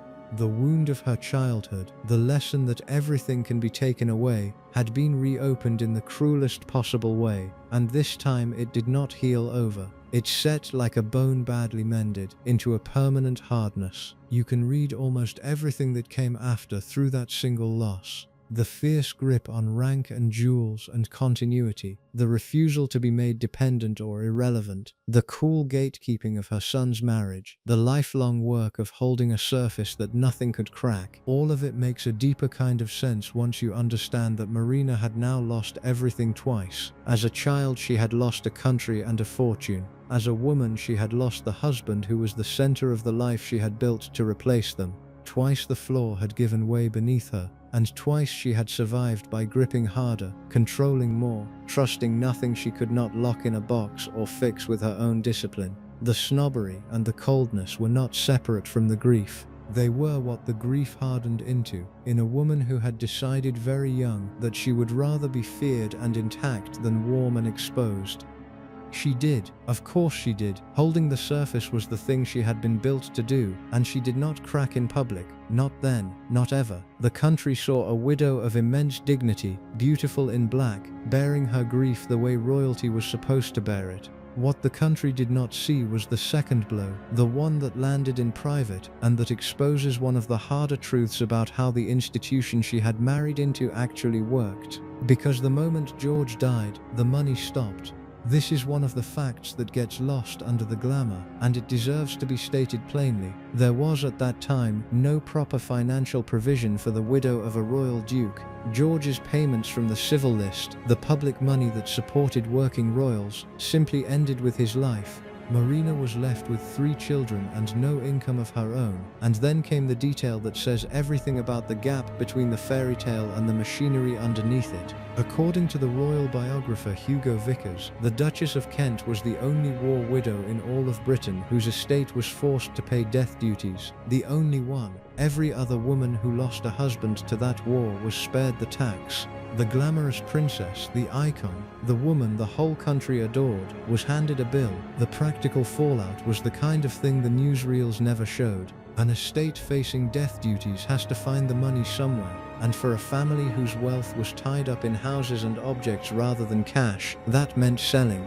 George had been a serious collector, a man who filled his homes with fine furniture, silver, pictures, and the beautiful things his eye could not resist, and a portion of what he had gathered had to be turned back into money to satisfy the treasury. There is a particular bleakness in it.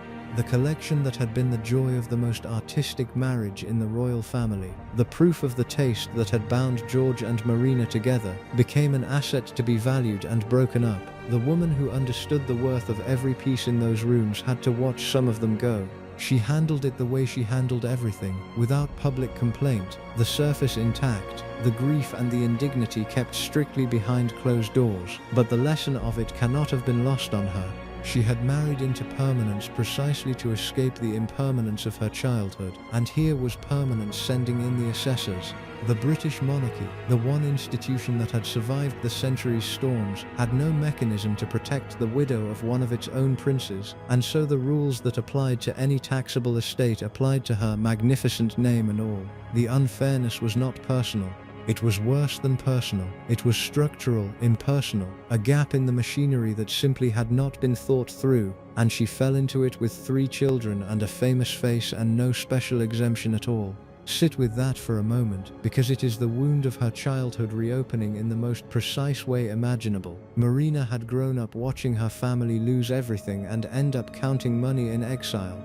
She had spent her entire adult life climbing back to safety, marrying into the most secure throne in the world specifically so that she would never again be exposed like that. And then, in a single August afternoon, she was a widow with children and a tax bill, learning all over again the lesson she thought she had escaped. That rank does not protect you, that the title survives and the income does not, that you can be the equal of anyone on earth and still be presented with the cost of your own husband's death.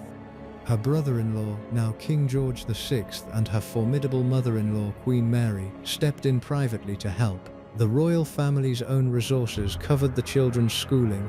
In 1947, Princess Alexandra became the first British princess sent to an ordinary school, Heathfield near Ascot, a small revolution dressed up as a practical economy. And when Marina's niece came to the throne as Elizabeth II in 1952, the new queen arranged an income for her aunt that worked something like a pension, so Marina did not starve. Let us be fair, because fairness is owed even when the portrait is unflattering. She was never genuinely poor in the way her wartime contemporaries understood poverty. She kept a fortune in jewelry that she would one day pass to her daughter and her daughters-in-law. She lived in comfort and in style. The biographers who have looked closely conclude that she was not really the penniless widow of popular legend, but legend and feeling are not the same as a bank balance, and what matters for understanding Marina is how the experience landed inside her. She had been forced twice now to confront the fragility of everything she stood on, and a woman who has twice felt the floor give way does not relax when the floor is rebuilt. She grips harder, she guards more fiercely. She becomes, if anything, even more certain that the only real security lies in being unquestionably, unchallengeably superior, because superiority is the one possession that no coup and no crash and no tax bill can take away. They could send her a death duty, they could not make her ordinary. And so the widow who emerged from the war was the fully formed version of the woman we have been circling, still beautiful, still adored, still flawless in public, and in private, harder than ever, more watchful than ever, and entirely done with pretending that she considered the rest of them her equals. To see that hardness clearly, you have to look at how Marina treated the other women who had married into the family, and here we arrive at the line that has followed her for the better part of a century, the line that the people around her heard and understood and never put in the newspapers. Marina, according to those who knew her and to the biographers who later recorded it, referred to two of her royal sisters-in-law as common little Scottish girls. The two women she meant were not nobodies. That is the first thing to understand, and it is the thing that makes the insult so revealing. One of them was Lady Elizabeth Bowes-Lyon, the wife of the man who would become King George VI, the woman the world would later know and adore as the Queen Mother. The other was Lady Alice Montagu Douglas Scott, who married George's brother Henry, the Duke of Gloucester. These were not village girls in any literal sense. Elizabeth was the daughter of the Earl of Strathmore and Kinghorn, raised partly at Glamis Castle, one of the most storied houses in Scotland. Alice was the daughter of the Duke of Buccleuch, whose family owned a string of great estates and more lands than almost anyone in the kingdom. By the standards of the British aristocracy, both women were about as far from common as it was possible to be. So why would Marina say such a thing? Why would a woman whose own family had spent years economizing in a Paris apartment look down on two daughters of ancient, land-rich, castle-owning houses? The answer takes you straight into the strange logic of royal snobbery, and into the particular wound that drove Marina specifically. To her, these women were not royal. That was the whole point. They were aristocrats, yes, grand ones, but they were British subjects who had married up into the royal family. Marina had been born a princess, the granddaughter of one king and the descendant of a Russian imperial dynasty. In her private hierarchy, the one she carried in her head and applied to every room, there was an unbridgeable gulf between a princess of royal blood and a nobleman's daughter who had been elevated by marriage. To Marina, the difference between herself and Elizabeth Bowes-Lyon was not a matter of degree, it was a difference of kind. One of them was royal, the other was, however grandly, a commoner who had married a prince. It is a stunning thing to say about the future Queen Mother of all people, and it tells you how absolute Marina's sense of her own rank really was. She had lost the throne, the country, the money. She had married a man with a buried scandal. She had been handed a tax bill the rest of the country was spared, but none of that touched the one thing she held onto, which was the conviction that she had been born higher than these worthy local girls, and always would be, no matter who ended up wearing the actual crown. Now, in fairness to Marina, and the rule of this story is that we are fair even when the fairness is uncomfortable, there is a version of this that is not pure malice. Royal families across Europe did genuinely distinguish with great seriousness between those born royal and those married in. It was a real category in their world, not something Marina invented. Many continental royals found the British habit of marrying their own aristocracy slightly puzzling, even slightly diminishing. From that point of view, Marina was not being uniquely vicious. She was applying perhaps more openly than was polite, a standard that her entire upbringing had taught her to take for granted. What makes her snobbery genuinely interesting rather than just unpleasant is that it was a system rather than a mood. She was not lashing out at people who had slighted her, and she was not in the ordinary sense vain. A vain woman wants to be told she is the best. Marina did not need to be told. She already knew with a certainty that no flattery could increase and no insult could dent, and that certainty was the calmest thing about her. Her judgments were not hot. They were cool, automatic, almost administrative, the steady sorting of every person she met into their correct place in a hierarchy she carried complete in her head. It is the difference between someone who loses their temper and someone who keeps a ledger, and Marina kept a ledger. That is also what separates her absolutely from the figures she despised most. The social climber, the elevated commoner, the American divorcee who captured a king, all the people who set Marina's teeth on edge, were trying to acquire a status they had not been born to. They wanted in. Marina wanted nothing of the kind, because in her own mind she was already permanently at the top, and nothing anyone could grant or withhold would change that. Her snobbery was not ambition, it was the opposite of ambition. It was the serene defense of a position she believed was hers by birth and beyond the reach of events. That is why it was so unanswerable and so cold. You cannot argue a person out of a thing they do not think they are claiming. To Marina, saying that the Queen Mother was a common little Scottish girl was not an insult or a boast. It was simply an observation, as plain to her as the color of a dress, and the fact that the rest of the world had agreed to pretend otherwise struck her as a polite fiction she was under no real obligation to share. The trouble, of course, is that a private certainty does not stay private. It leaks out in the temperature of a greeting, the placement at a table, the marriage approved or resisted, the warmth extended or withheld. Marina's serene inner ledger became, for the people around her, a set of doors that opened or stayed shut according to a judgment they could feel but never appeal. The very calmness of it was the cruelty. A hot temper at least burns out. A cool, settled conviction that you are simply better, applied with perfect manners and infinite patience across a lifetime, does not burn out. It just keeps quietly sorting people, forever, into those who belong and those who do not. To be on the receiving end of that sorting was a particular experience, and the people who lived through it remembered it. There was nothing you could point to, no insult you could repeat, no scene you could describe to a friend afterward and have them agree you had been wronged. There was only the cool, the slight delay before a reply, the greeting a few degrees less warm than the one given to the person beside you, the sense of having been weighed and found a little wanting without a single word being said. A younger woman might leave an encounter with Marina unable to name what had happened and certain, all the same, that something had. That is the most effective form of social power there is, the kind that leaves no mark and gives the wounded party nothing to hold up as evidence. You cannot complain about a temperature, you can only feel it. It is why the harm Marina did is so hard to put on a charge sheet, and why the title of this story reaches for the phrase open secret rather than scandal. A scandal has a shape, it has an act, a victim, a date.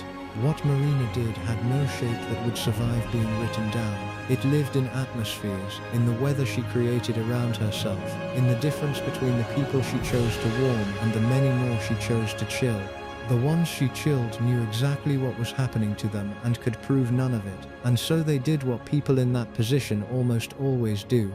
They told themselves they were imagining it, or they decided it was not worth the trouble of minding, or they simply learned to keep their distance and their voices down, and the silence closed over the whole thing like water, leaving the beautiful surface undisturbed, exactly as Marina would have wished. But the standard cut in a particularly poisonous way given who was on the receiving end, and given how history actually unfolded, because the common little Scottish girl that Marina looked down on, Elizabeth Bowes-Lyon, did not stay in the background. Her husband became king, she became queen, and when she became queen she outranked Marina completely, formally, permanently.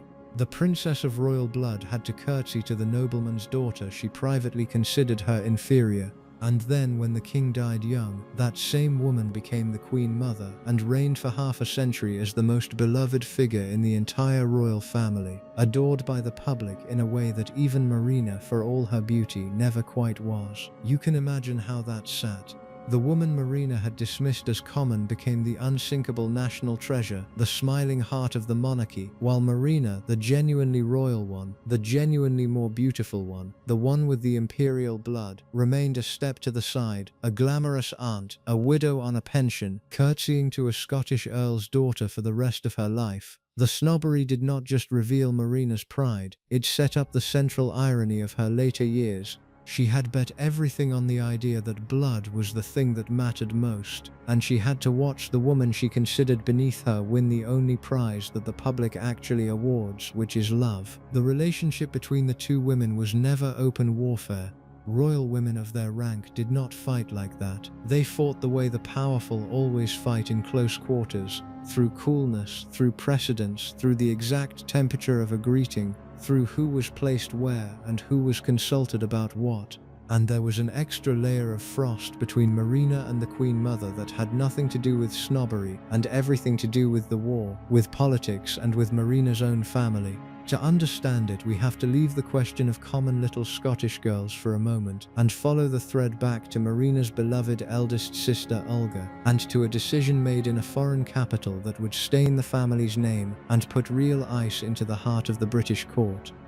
Olga was the sister Marina loved most, the eldest of the three Greek princesses, the one she had grown up beside through the exile and the economizing and the long search for husbands, and Olga had made what looked for years like the most brilliant marriage of all of them. In 1923 she married Prince Paul of Yugoslavia, and when his cousin King Alexander was assassinated in Marseille in 1934, Paul became regent of Yugoslavia, the effective ruler of a kingdom, governing on behalf of a boy king who was not yet of age. Olga, the exiled Greek princess, was now the first lady of a Balkan state. There is a small detail in the record that shows how tangled these families were. When Paul and Olga married in Belgrade, the best man was the future King George VI of Britain, then still the Duke of York. The very man whose wife Marina would later dismiss as a common little Scottish girl had stood up at her beloved sister's wedding. For years the connection was a source of pride. Then the war came, and the connection became a catastrophe.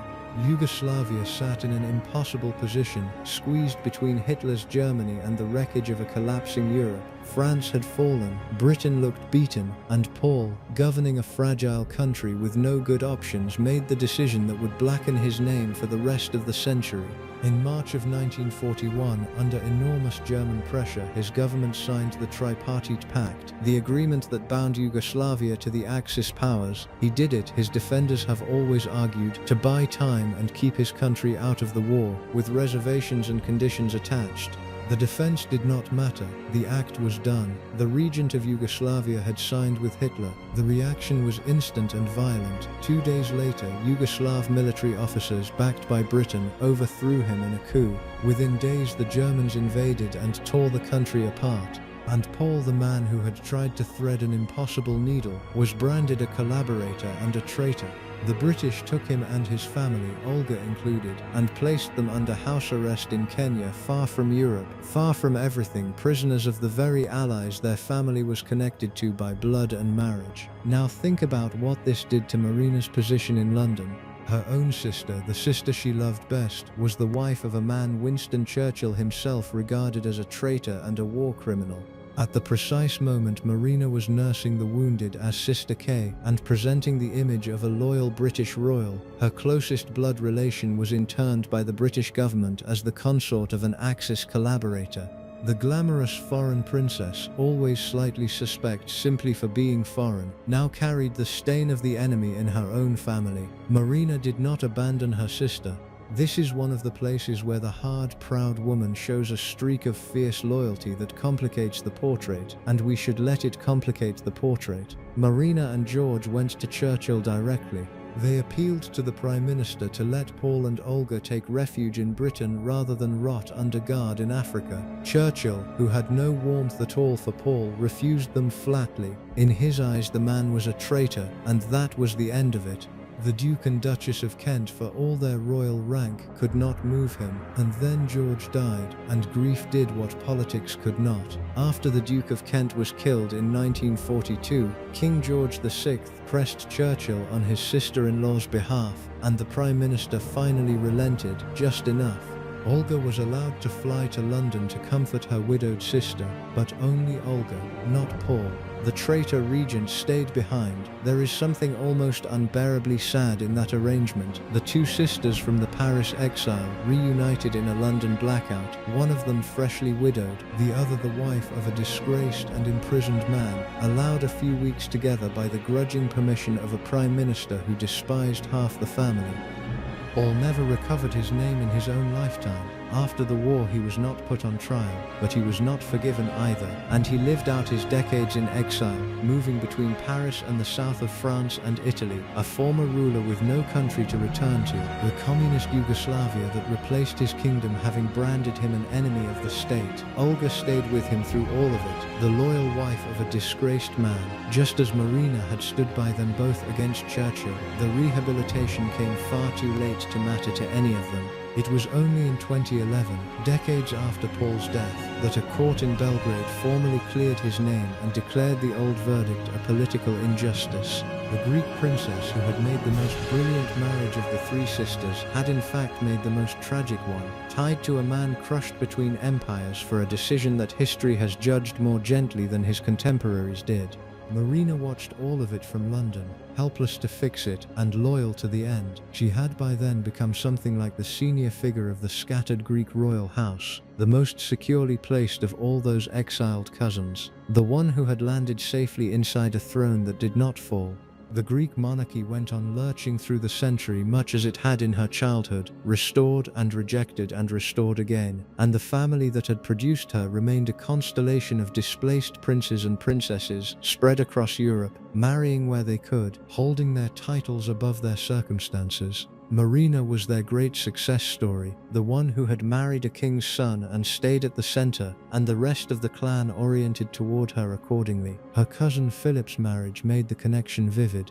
When Prince Philip of Greece married the future Elizabeth II in 1947, he was in a sense following the path Marina had walked a generation before him, a member of the precarious exiled Greek royal family finding security and a future by marrying into the British house. Marina had got there first, in 1934, and her presence at that 1947 wedding carried a quiet symmetry. Two Greek royal cousins, both shaped by exile, both raised on the knowledge of how fast a throne could vanish, had each crossed into the one royal family that endured. Philip's road was harder in some ways than hers had been, because the war had set his German relatives on the wrong side and they were pointedly absent from his wedding, the family map once again cut across by the century's catastrophes. Marina understood that landscape from the inside, and her own arrival had helped make a Greek prince marrying a British heir seem less strange than it might otherwise have looked. She had been the proof, 13 years earlier, that such a crossing could be done with grace, and could even enchant the public rather than alarm it. The Greek throne that had shaped her childhood did not survive much longer than she did. The monarchy she had been born into went on lurching from crisis to crisis through the middle of the century, and a few years after Marina's death it fell for the last time, abolished for good in the early 1970s. The family she descended from sent into a final permanent exile. She did not live to see that last act, which is perhaps a mercy. The world she came from, the world of Greek kings and Russian Grand Dukes and the gilded interlocking courts of old Europe, had been dying in stages all her life, and by the time it gave up entirely she was already at rest at Frogmore. But the timing has its own quiet poetry. Marina had spent her whole life proving that a child of a falling dynasty could find permanence by marrying into one that held. She got out, and she got her children out, and she anchored her line inside the one royal house that endured, and within a few years of her death the house she had been born into was gone for good. She had read the future correctly as a frightened girl in Paris. The thrones were not safe, only the British one held, and she had made sure to be standing on it when the music stopped. That is the deepest logic of her whole life. Underneath the snobbery and the glamour and the cold, she had seen before she was old enough to understand it, that everything could vanish, and she had spent every year afterward building something that could not, a secure position, a guarded fortune, a continuing name, a surface that nothing could crack. She succeeded almost completely, and the success is written in the simple fact that her descendants are still there, still Kents, still inside the family at the center of British life. While the Greek and Russian worlds that made her have passed entirely into history, she had wanted more than anything not to fall again. She did not fall, whatever it cost her, and whatever it cost the people around her, she did not fall. This is the second great frost in Marina's story, and it ran straight into the first. The royal family Marina had married into was, at heart, the embodiment of British wartime virtue. The king and queen stood for the country's defiance, for staying in bombed London, for sharing the danger. And here was Marina, the foreign princess who looked down on them as common, whose own sister was married to a man the nation considered a traitor. You do not need a single recorded quarrel to understand that the temperature between Marina and the woman who would become the Queen Mother was several degrees below freezing, and that it stayed there. The snobbery gave them a reason to dislike each other. The war gave them a reason that ran far deeper, into questions of loyalty and country and shame. Marina spent the rest of her life carrying that double weight. She was the genuinely royal one, who had to defer to the woman she considered her social inferior. and she was the loyal British widow whose family was tangled with the Axis, who had to be slightly more careful, slightly more dutiful, slightly more visibly devoted to Britain than anyone born to it, precisely because her foreignness and her sister's marriage had made her suspect. The disdain and the vulnerability fed each other. The more exposed she felt, the harder she gripped her one unassailable possession, the certainty of her own superior blood. The frost between Marina and the Queen Mother never thawed, and it lasted as long as Marina lived. These were not women who quarreled. They were far too disciplined and far too well bred for anything so vulgar as an open break. The coolness lived instead in the small grammar of royal life, in the precise warmth of a greeting, in who was seated where, in who was consulted and who was merely informed, in the temperature of a Christmas at Sandringham. The Queen Mother, secure in her unsinkable popularity and her position at the heart of the family, could afford to be gracious. Marina, the genuinely royal one, obliged to curtsy to the Earl's daughter, could not quite manage to forget the inversion, and the two of them conducted their long, polite, glacial standoff across decades of family gatherings without a single line of it ever reaching print. It was the purest possible example of the open secret. Everyone in the family felt the chill between the two most formidable women in it, and no one ever named it aloud. With the younger generations, Marina occupied a different and grander position, the role of the family's resident grande dame, the last living link to the older Statalia Europe that had produced her. To the young royals coming up around the new queen, she was a figure from another age, impossibly elegant, faintly intimidating, carrying her exiled imperial bearing into a Britain that was rapidly forgetting what such bearing had ever been for. She could be charming to those she chose and quietly withering to those she did not, and the young learned as the old had to mind themselves in her presence.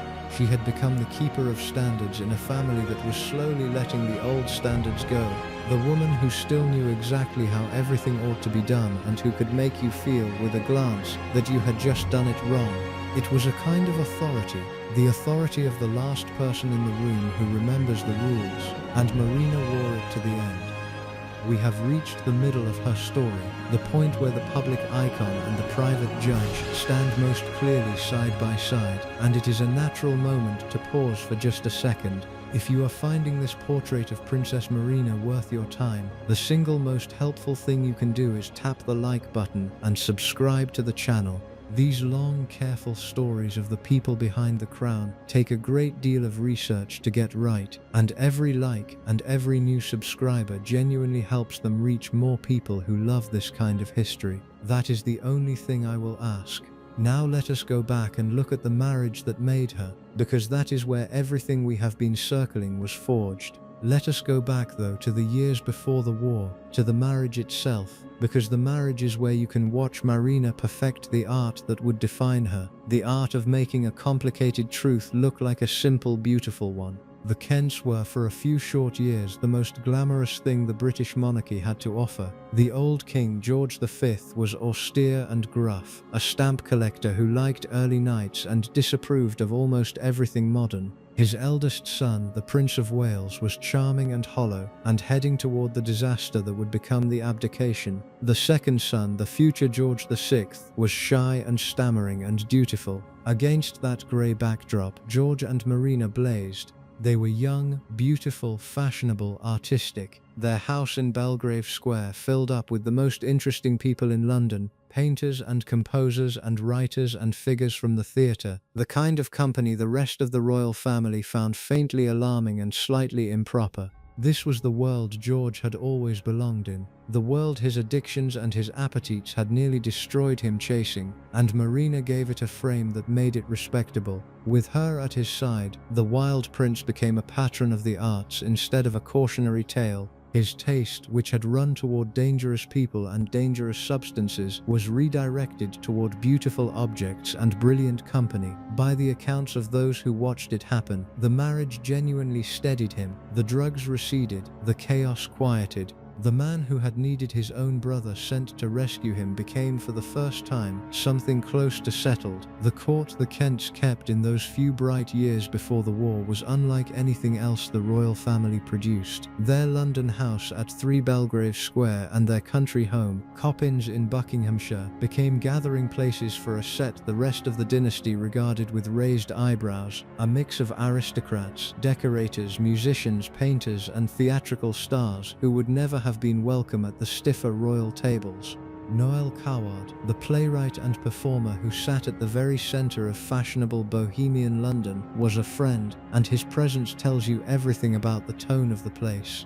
This was a household where wit mattered, where talent counted for as much as blood, where a clever commoner with a gift could be more prized than a dull Marcus. George had always belonged in that world and had nearly destroyed himself trying to reach it through the back door of drugs and dangerous company. Marina gave him the front door.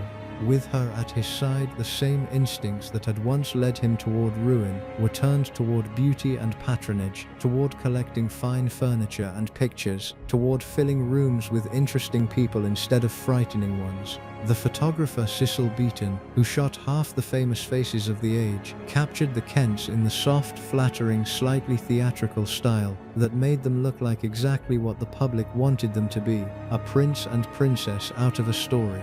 Their image was in part a constructed thing, built by the best image makers in the country, and Marina understood the construction better than anyone.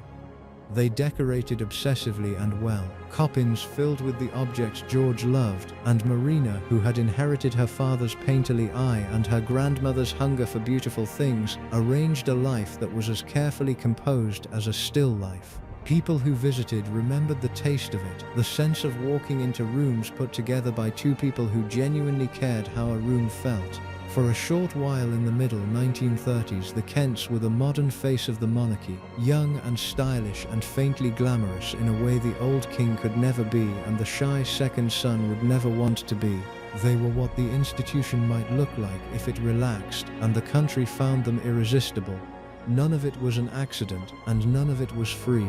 The relaxed, glittering surface rested on Marina's iron management of a man who could still slide, on the careful exclusion of the people from George's past who knew too much, on the constant low work of keeping the brilliant party from tipping back into the old chaos. The guests saw the wit and the beautiful rooms. They did not always see the discipline holding it all in place, the watchful hostess making sure her husband's evening went the way it was supposed to go. That was the labor underneath the legend, and it never stopped. Marina did that, and it is worth pausing on because it cuts against the cold portrait, and it is true at the same time. She was not only a snob and a keeper of appearances, she was also for her husband a kind of salvation, a woman strong enough and certain enough to give a drifting man a center of gravity.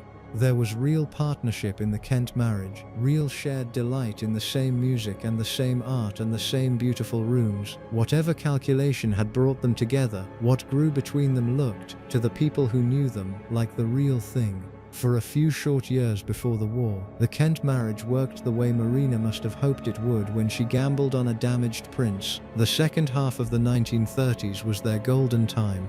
They had their houses, their children arriving, their circle of artists and musicians and clever talkers, their place at the glamorous front of a monarchy that badly needed glamour. George had a frame for his restlessness at last. He took on public work, represented the family, was even spoken of for a serious overseas posting before the war closed the option off. He had a wife who understood his sensibility, shared his eye, and could steer him past the rocks he had always steered toward on his own.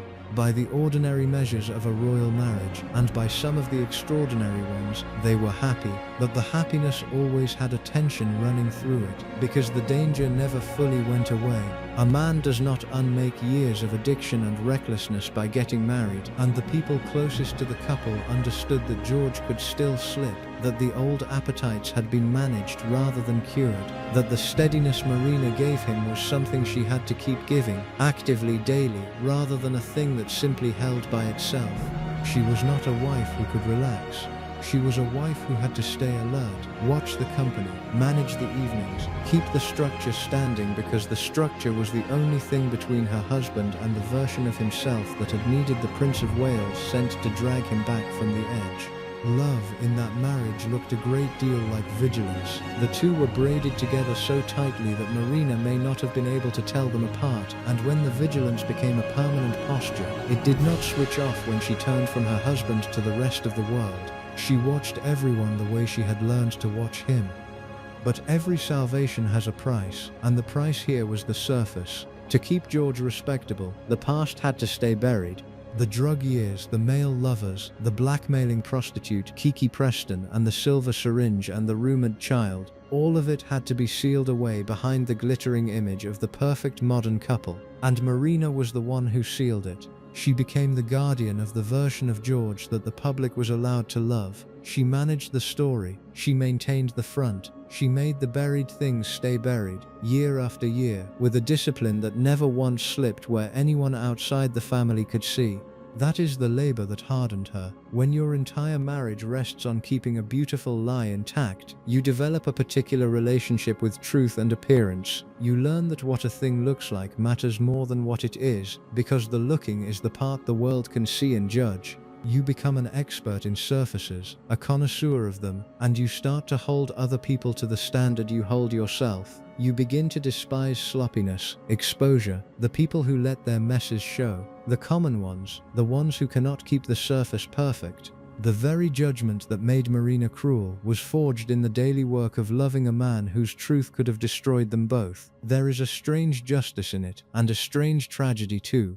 Marina spent her gifts protecting George's secrets so completely that the world remembers the Kents as one of the great royal love stories. The beautiful couple cut short by tragedy. That is the version that survives. The buried prince stayed buried, and the woman who buried him got, in exchange, the lifelong habit of looking down on everyone less disciplined than herself. She won the battle for the surface so thoroughly that she could never again see people any other way. There is a quieter cost to it, harder to see than the snobbery and in some ways sadder, and it is worth naming. A person who spends her whole life perfecting a surface ends up, by definition, rarely seen. The world adored Marina for 30 years and the world never knew her, because what the world adored was precisely the construction, the flawless image she presented and maintained and never let slip. The real woman, the one with the wound and the wit and the rationed warmth, lived behind the construction, visible only to the handful she admitted to Coppins and the few she genuinely loved. Everyone else got the performance, and the performance was magnificent, and the performance was a wall. To be that admired and that unknown at the same time is a strange kind of solitude, and Marina lived inside it for decades, applauded by millions of people, none of whom were allowed to meet her. She had chosen it, of course, or it had been chosen for her so early that the difference hardly mattered. The discipline that kept the surface perfect was the same discipline that kept other people out, and you cannot have one without the other. The wall that protected her also isolated her, from the public who loved a mask, from the relatives she held at the correct cool distance, and to some degree even from her own children, who grew up loving a mother who could not easily let her warmth show. That was the real price of the fortress she had built after the exile. It kept everything out, the dangers and the disappointments and the threat of ever being exposed again, and it kept a great deal in. She was safe inside it, and she was alone inside it, and by the end the two had become so completely the same thing that she could probably no longer have told you where the safety ended and the solitude began. Now turn to the children, because the same instinct that managed George shaped how Marina mothered, and the results were colder. Marina was not, by the accounts that survive, a warm or natural mother in the way the modern world prizes. She belonged to a class and a generation and a caste for whom children were raised largely by nurses and governesses, presented at appointed times, and expected to fit themselves to the institution rather than the other way around. This was normal for royalty. It was not unique to her. But even by the standards of that cold world, Marina had a reserve, a formality, a way of keeping emotional distance that the people around her noticed. The cruelest fact in this part of her life was not of her making, and it shaped everything. Her youngest son, Prince Michael, was 6 weeks old when his father died. 6 weeks. He grew up with no memory of George at all, only the photographs and the legend and the absence. He was a boy raised in the long shadow of a father he had never known, in a household run by a mother who managed grief the way she managed everything else, by holding the surface perfectly and letting very little show. The two older children, Edward and Alexandra, at least had some memory of their father, some years of him. Michael had nothing but the story. You can see in the lives the children grew into, the marks of that upbringing. Alexandra became one of the most genuinely warm and well-liked members of the royal family, a woman whose kindness was real and widely felt, almost as if she had decided early to be everything the household had not been. Edward grew into a quiet, dutiful, somewhat melancholy figure, carrying the dukedom and the family's sense of restraint. And Michael, the boy who never knew his father, grew up to make a marriage that would test his mother's snobbery to its limit, and to live a life always slightly to the side of the main story, the spare son of a dead spare son. Marina loved her children. There is no serious reason to doubt it. But love in that household traveled, as it had in so many royal households before it, dressed as expectation, delivered through formality, filtered through the conviction that feelings were things to be controlled rather than expressed. The woman who could not let George's truth show could not easily let her own warmth show either. The discipline that protected the family also walled it off, from the public and to some degree from one another. After George was killed, she raised the three of them at Coppins largely alone, a widow in a big house in the Buckinghamshire countryside, and the practical shape of that household says a good deal about the woman running it. Money was tighter than the public ever knew, and Marina made decisions that broke with royal habit out of plain necessity, sending her daughter out into a less sheltered education and running the house with an eye on cost that no one of her rank was supposed to need. The economies were dressed sensibly as modern good sense, and in part they were. They were also the quiet arithmetic of a widow without a husband's income, and Marina had been doing that arithmetic since she was a girl in Paris. She knew how to keep the appearance of plenty over the reality of careful sums. She had watched her own mother do it. The boys carried the weight of the missing father differently. Edward the elder inherited the dukedom at the age of 6, a small boy suddenly the head of a royal house, and he grew into the role with a careful, contained seriousness that never entirely lifted. Michael, who had been a baby of weeks when the flying boat went down, grew up with a father who existed only as a framed photograph and a story other people told him, and there is something quietly haunting in the idea of a child being told, again and again, about a brave and brilliant man he could not remember at all. The household honored George constantly. It could not give him back. What Marina gave her children instead was the thing she had, which was standards. She raised them to know exactly who they were, to carry themselves correctly, to understand the difference between the genuine article and the imitation. It was not warmth in the modern sense, and the children felt the lack of it in their different ways, but it was not nothing either. It was a kind of armor handed down, the same armor she had forged for herself in the wreckage of her own childhood, and she clearly believed she was giving them something valuable. In her world, perhaps she was. The trouble with armor is that it protects and isolates at the same time, and the children grew up inside it, loved and guarded and held a little apart, exactly as she had been. You can trace the pattern down the generations because that is how these things travel. Marina had learned her own lessons from a mother of formidable Romanov reserve, in a family where feeling was disciplined and rank came first, and she handed those same lessons on without much altering them, because to her they were not lessons at all but simply the way the world was correctly arranged. Her children received a mother who was magnificent, exacting, dutiful, and emotionally rationed, and they each made of it what they could. The striking thing is how differently they responded. Alexandra seems to have decided, somewhere along the way, to be the warm one, to give freely the warmth her mother had given sparingly, and she became beloved for exactly that. It is as though she had studied the cost of her mother's reserve and chosen the opposite. The boys carried it more quietly, in the contained dutifulness that marked Edward and the slightly sidelined life that marked Michael. It would be too simple and unfair to call Marina a bad mother. By the standards of her class and generation, she was entirely ordinary, perhaps even conscientious, a woman who loved her children in the way she had been taught that love was properly expressed, through provision and standards and the careful preparation of them for the roles they would have to fill. She was not cruel to them. She was something more complicated, a mother who could not give what she had never been given herself, who offered armor where a child might have wanted warmth because armor was the gift she actually possessed. The children felt the gap, as children always do, and one of them at least grew up determined to close it for the next generation, which may be the kindest thing that can be said about the whole inheritance. The coldness did not have to be passed on forever. Someone in the line could decide to break it, and someone did. The snobbery did not soften with age. If anything, it calcified, and the clearest proof came when her own children began to marry, because then the standard she had always applied to others was suddenly pointed at the people closest to her. When her elder son Edward, the young Duke of Kent, fell in love, he chose a woman named Catherine Worsley, the daughter of a Yorkshire baronet. By any reasonable measure, Catherine was a thoroughly suitable match, well-bred, well-mannered, from a respectable landed family. But Marina, by the accounts recorded later, was searching for something grander for her son. An impeccably bred wife and a Yorkshire baronet's daughter did not meet the private standard she carried in her head. To Marina, who measured everyone against royal blood and ancient continental rank, Catherine was something close to a village girl, however top drawer a village girl she might be.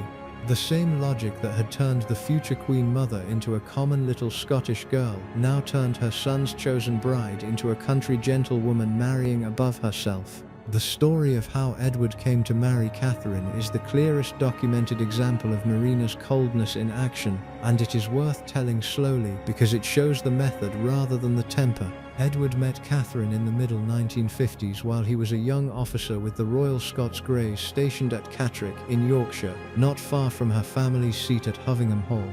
She was the daughter of Sir William Worsley, a baronet who had captained the Yorkshire Cricket Club, from a family that had lived at Hovingham since the 1600s, with a fortune on her mother's side that traced back to the chemical empire that became one of the great industrial concerns in Britain.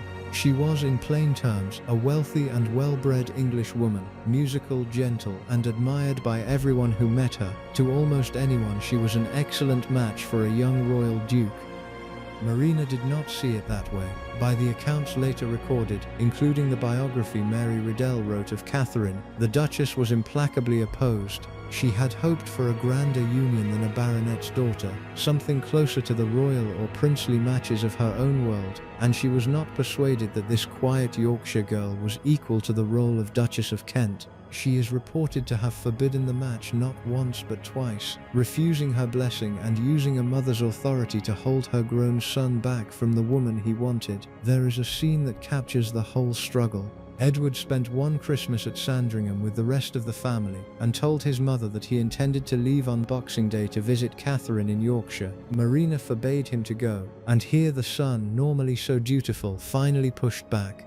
Rather than submit, Edward went over his mother's head and asked the Queen herself for permission to make the journey. Think about what that means.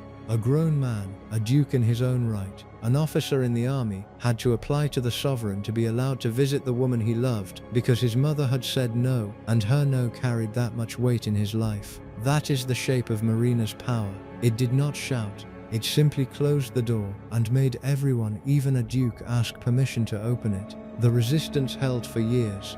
The couple met in the middle of the decade, and the engagement was not announced until the spring of 1961, with the wedding that June at York Minster, the first royal marriage in that ancient church in more than 600 years. The long gap between meeting and marrying was not all Marina's doing, but her disapproval was a real part of it, and the delay carried its own quiet message to the young couple that their feeling for each other had to wait on the approval of the family, and that the family, in the person of Marina, was in no hurry to grant it.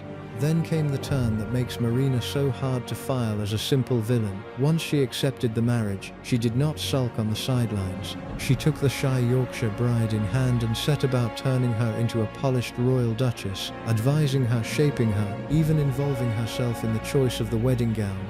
By the later accounts, she groomed Catherine for the part with real attention, and some of that attention was surely kindness, the experienced royal helping the nervous newcomer find her feet. But the order of events tells the colder story. First the refusal, then the long resistance, then the instruction.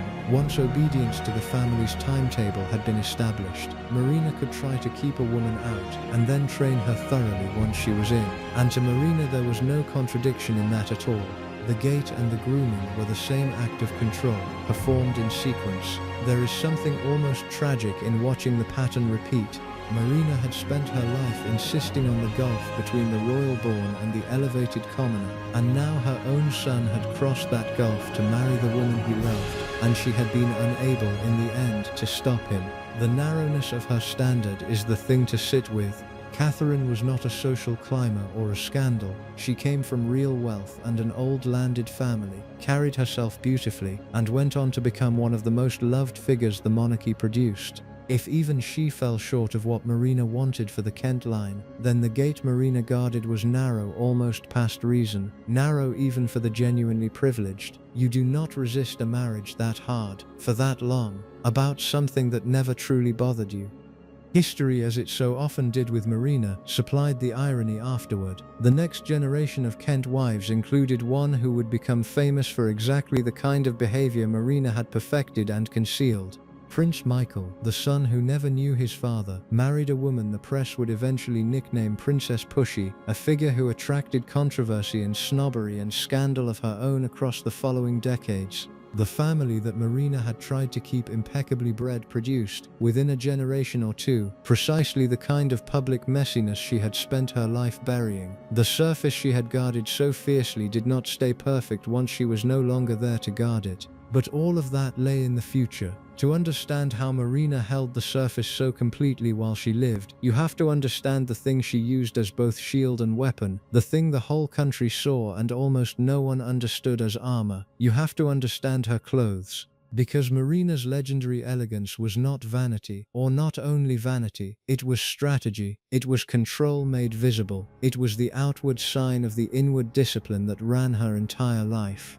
Marina dressed better than anyone in the royal family, and she did it on purpose, with the seriousness of a general planning a campaign. She had grown up in Paris, the capital of fashion, during the years when couture was reaching its height, and she had absorbed its language the way other people absorb a mother tongue. She knew designers, she knew cut and line and color. She worked closely with the great couturier Edward Molyneux, an Irishman who dressed the most elegant women of the age, and together they produced a public image so polished that the whole country tried to copy it. The reach of her influence went well past one famous color. She popularized the little pillbox hats, the clean lines, the continental polish that made the homegrown aristocracy look slightly dowdy by comparison. She understood proportion and restraint at a level the others simply did not, and she never once looked as though she were trying.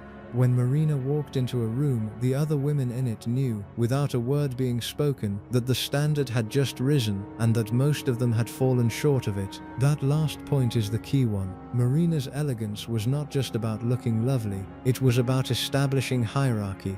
It was a silent, continuous assertion of superiority, conducted through fabric and color and posture, rather than through anything you could ever quote or accuse her of. She could not say out loud in most rooms that she considered herself the finest creature present. She did not need to. The clothes said it for her. The flawless turnout said it. The way she carried herself said it. She had found a way to broadcast her sense of her own rank that left no fingerprints, that looked to the public like mere good taste and felt to the people around her like a constant, gentle reminder of where they stood. And it was armor as much as it was a weapon.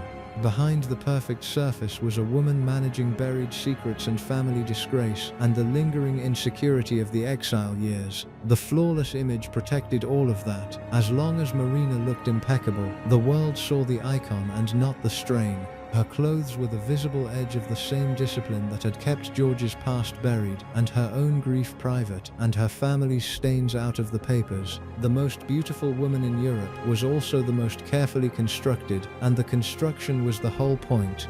The public cult around her looks is hard to exaggerate. From the moment she arrived, the press treated Marina as a phenomenon, the most beautiful princess in Europe, and the phrase was repeated so often it hardened into fact. Magazines tracked her hats and her hemlines. Women studied photographs of her to learn how she pinned a brooch or angled a small hat or held her gloves. She had a particular genius for looking modern without ever looking try-hard, for the clean line and the restrained palette and the single perfect detail, and she made the homegrown aristocracy around her look, by comparison, a little heavy and a little dull.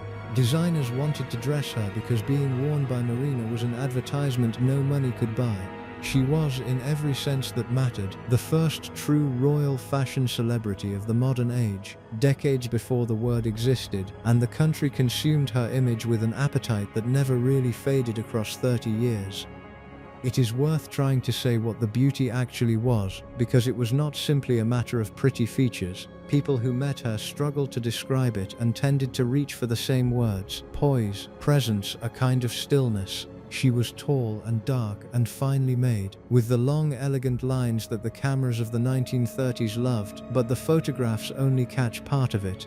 What they cannot quite capture is the way she carried herself, the unhurried composure, the sense that she was never flustered, never caught off balance, never less than completely in command of her own bearing. She had been raised among people for whom deportment was a serious discipline, and she had perfected it into something that read, across a room or across a newsreel, as a natural superiority. Beauty of that kind is partly a trick of confidence. Marina was beautiful in large part because she behaved, always and without exception, like the most beautiful and important person present, and the world took her at her own valuation. There was a coolness in it, even here, in the thing the public loved most. Her beauty was admired rather than adored, studied rather than embraced, the beauty of a perfect object rather than a warm presence. Women wanted to look like her. They did not necessarily feel they knew her, or could. The very flawlessness that made her an icon kept a certain distance between her and the people who gazed at her, a pane of glass between the public and the perfect image behind it. That was true of everything about Marina, and it was true of her face as well. Even her beauty was a surface, magnificent and slightly unreachable, exactly as she intended it to be. The war put her discipline to its hardest test, and she passed it in a way that tells you everything. When clothes were rationed and the whole country was making do and mending, the pressure on a famous royal was not to dazzle, but to be seen to share the hardship. Marina managed both. She dressed within the spirit of austerity, in simpler lines and plainer stuff, and still contrived to look more elegant than women with 10 times the fabric to spend. That is a real skill, and it is not a frivolous one. In a country at war, the sight of a royal woman who looked composed and dignified without looking extravagant was its own small piece of morale, a signal that standards held even when luxury did not. She understood that, and she delivered it, because looking right under constraint was simply a harder version of the thing she had been doing her whole life, ever since the Paris years when she had learned to keep the appearance of plenty over the reality of careful sums. The deeper truth is that for Marina, the clothes were never really about the clothes. They were about control, and about the message control sends. A perfectly turned-out woman is telling the world that she has mastered herself, that nothing is leaking, that the surface is intact and therefore so, presumably, is everything behind it. Marina sent that message every single day, in every photograph, for 3.5 decades, and the country read it exactly as she intended, as grace, as breeding, as effortless superiority. They almost never read it as what it also was, which was armor, the daily uniform of a woman who had decided that the world would see precisely what she chose to show it, and not one thing more. There is a lesson buried in this about how the monarchy actually works, and Marina understood it earlier and more completely than almost anyone. A crown does not survive on power alone, because it has very little real power. It survives on image, on the impression of dignity and continuity and effortless superiority. It survives on surfaces. Marina had spent her childhood learning what happens when the surface fails, when the throne falls and the family ends up counting coins. She had spent her marriage learning to maintain a surface against constant private pressure. By the time she was the most photographed woman in the kingdom, she had turned surface keeping into something close to an art form, and the country rewarded her for it with adoration, never quite seeing that the elegance they loved was also the wall that kept them out. If you want to understand why Marina looked down on so many people, start there. She had paid for her perfect surface with a lifetime of discipline and concealment. And nothing offends a person who has paid dearly for something quite so much as watching someone else seem to get it for free, or watching someone not even bother to try. Which brings us to the moment when the surface of the entire monarchy nearly collapsed, and to what Marina's reaction revealed about her.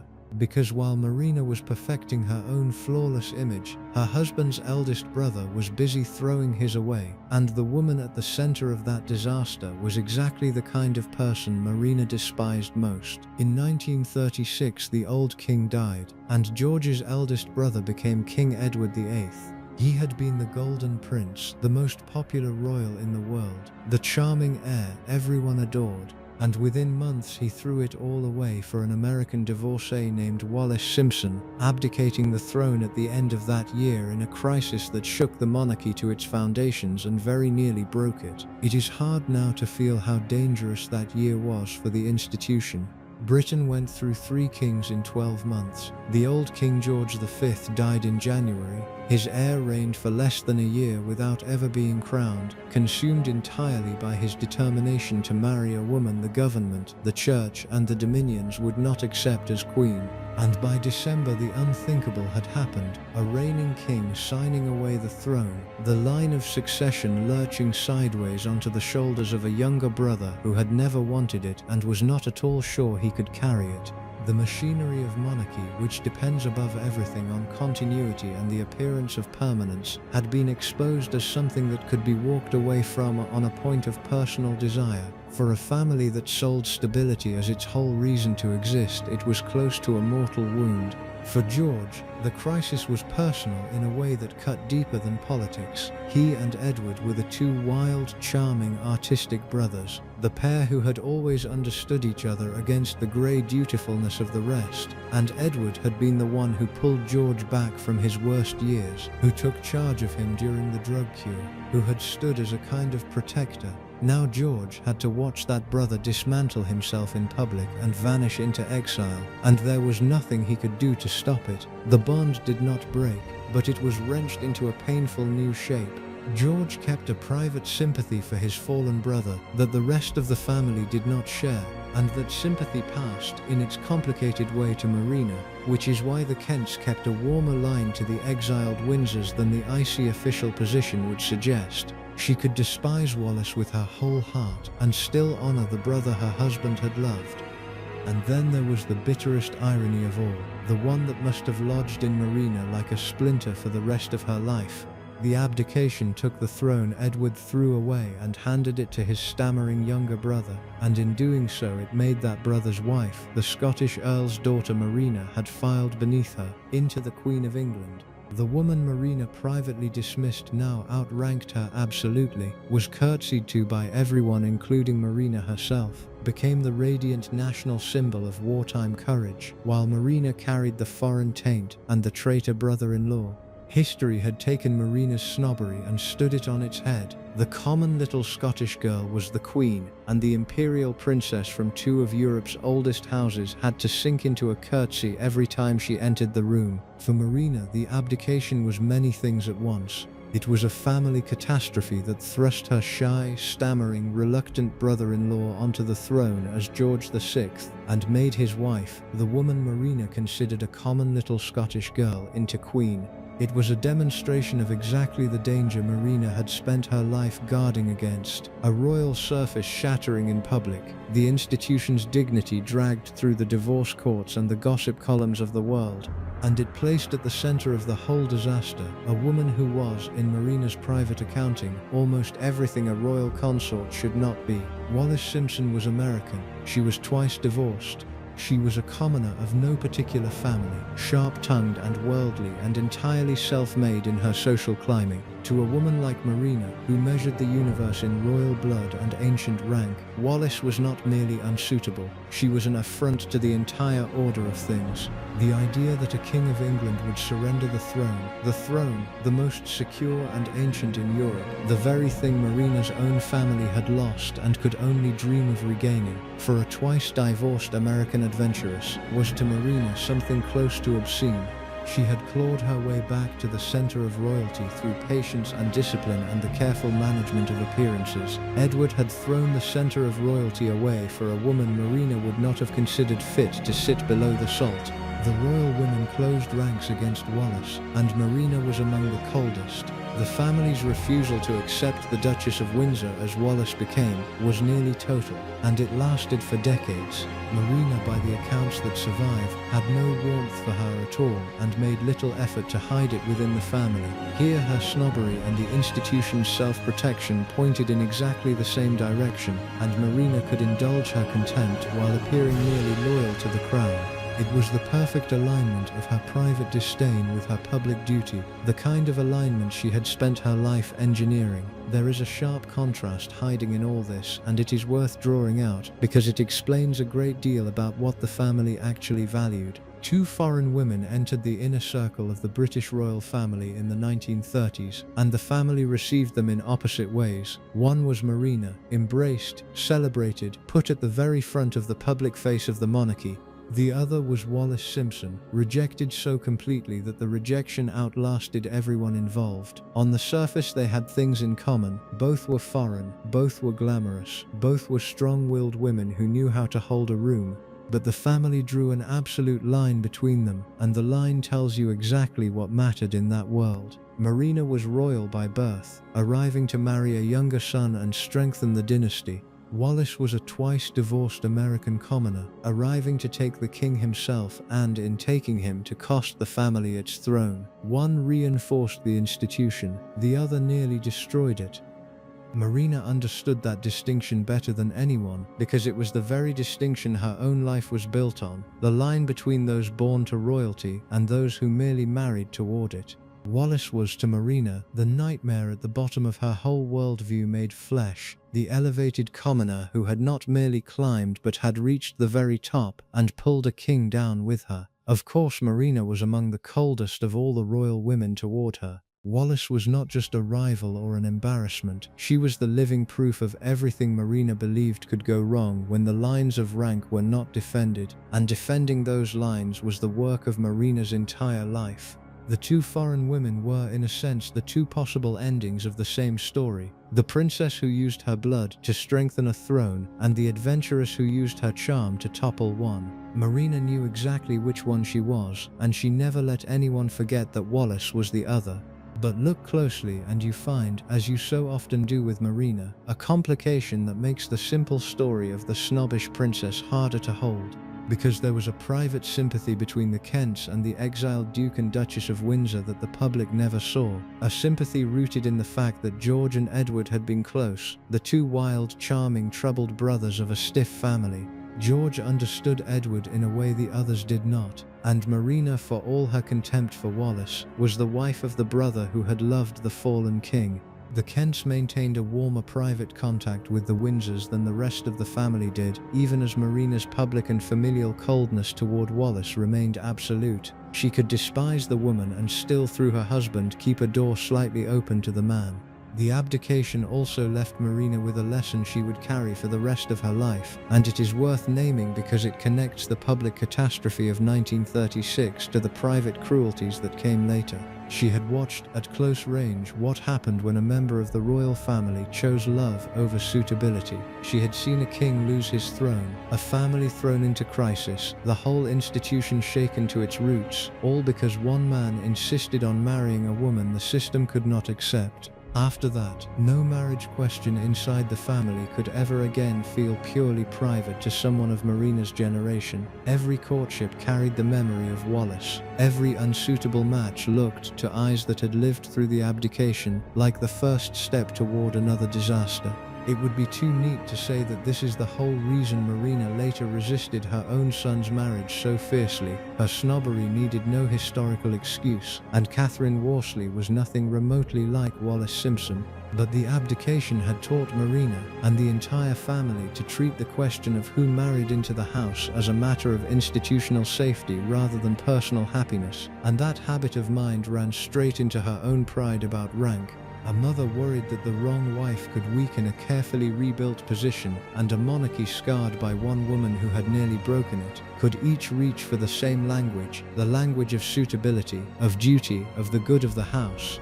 The cruelty of Marina's gatekeeping was that it dressed itself in exactly that respectable language. She was not merely indulging her snobbery, she could tell herself. She was protecting the family from the kind of mistake she had watched destroy a king. That is how the coldest decisions in that world were always justified, and how they were always, quietly, made to feel like prudence. This is the texture of Marina that the simple villain version misses. Her snobbery was real, and it was sharp, and it ran deep. But it sat alongside loyalty, alongside love, alongside a capacity for warmth that she granted to a chosen few and withheld from almost everyone else. She was not cold all the way through. She was cold in a pattern, generous to those she counted as true equals or true intimates, glacial to those she filed below her, and the filing was done by a standard so exacting that almost the entire world ended up on the wrong side of it.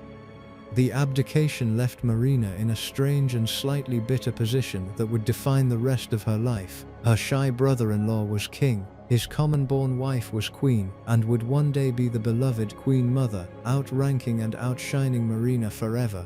The golden brother was in exile with his unsuitable American. And Marina, the genuinely royal one, the most beautiful one, the one who had done everything right, was left as the glamorous duchess to the side of it all, watching the throne she could never sit on pass through hands she privately considered less worthy than her own. She had bet her life on the supremacy of royal blood, and the abdication had just shown her, in the most public way imaginable, how little royal blood counted for when love and luck and public affection took a hand. There is one more inheritance worth tracing before we follow Marina into her long widowhood, and it came not from her own family but from the woman who ruled the household she married into. Marina's mother-in-law was Queen Mary, and Queen Mary was the great acquirer of the age, a woman whose passion for collecting royal objects was so famous and so formidable that relatives were said to hide their best pieces when she came to visit. Mary did not merely admire fine things. She gathered them, drew them toward the center of the monarchy, decided what belonged where, and made resistance feel almost indecent. Her appetite for possessions was an open secret of an earlier generation, the same kind of quietly devouring habit that the family learned to live with and not discuss.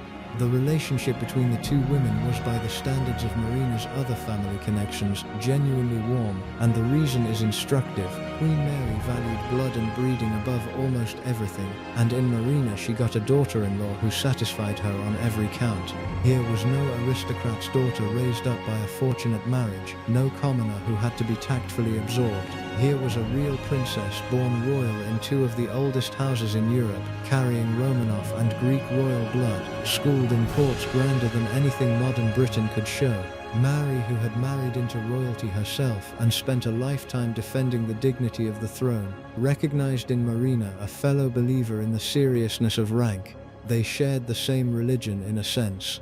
They both thought that breeding mattered, that taste mattered, that the surface a royal presented to the world was a sacred trust rather than a vanity. So the formidable old queen who could freeze a room with a glance and who had reduced more than one nervous newcomer to silence, took to Marina, and Marina, who deferred to almost no one, deferred to her. It was the one relationship in the family where Marina's snobbery had nothing to push against, because Queen Mary outranked her cleanly and shared her values completely. There was no contest to win. There was only the comfortable recognition of two women who saw the world the same way, and saw most other people as not quite measuring up to it. The contrast with how Marina regarded her sisters-in-law could not be sharper, and it exposes exactly what her snobbery was made of. The future Queen Mother and the Duchess of Gloucester came from grand and ancient families, but British ones, aristocratic rather than royal, and to Marina that distinction was everything. They had married up into royalty, she had been born into it.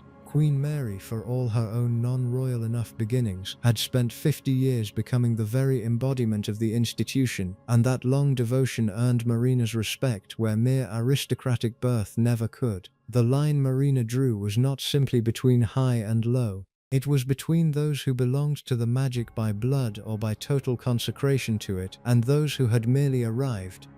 Marina shared the eye, if not the same ruthless reach. She loved beautiful objects, understood them, valued them with the trained appreciation of someone raised among the relics of two fallen imperial worlds, and above all she loved jewels. For a woman whose security had twice been ripped away, jewels were the perfect possession, portable wealth, beautiful and serious and impossible to argue with, the kind of asset that no coup and no tax bill could quite dissolve. Through all her years of supposed financial hardship, the years when the popular legend painted her as the penniless royal widow, Marina kept a genuine fortune in jewelry. The biographers who have looked closely conclude that the penurious widow of legend was, in the matter of jewels at least, sitting on real treasure the whole time. Those jewels tell you something about how she saw the world. She did not sell them off to fund a comfortable life, even when money was tight. She kept them, guarded them, and at the end passed them down to her daughter Alexandra, to her daughters-in-law, with a careful provision made for the wife of her youngest son Michael.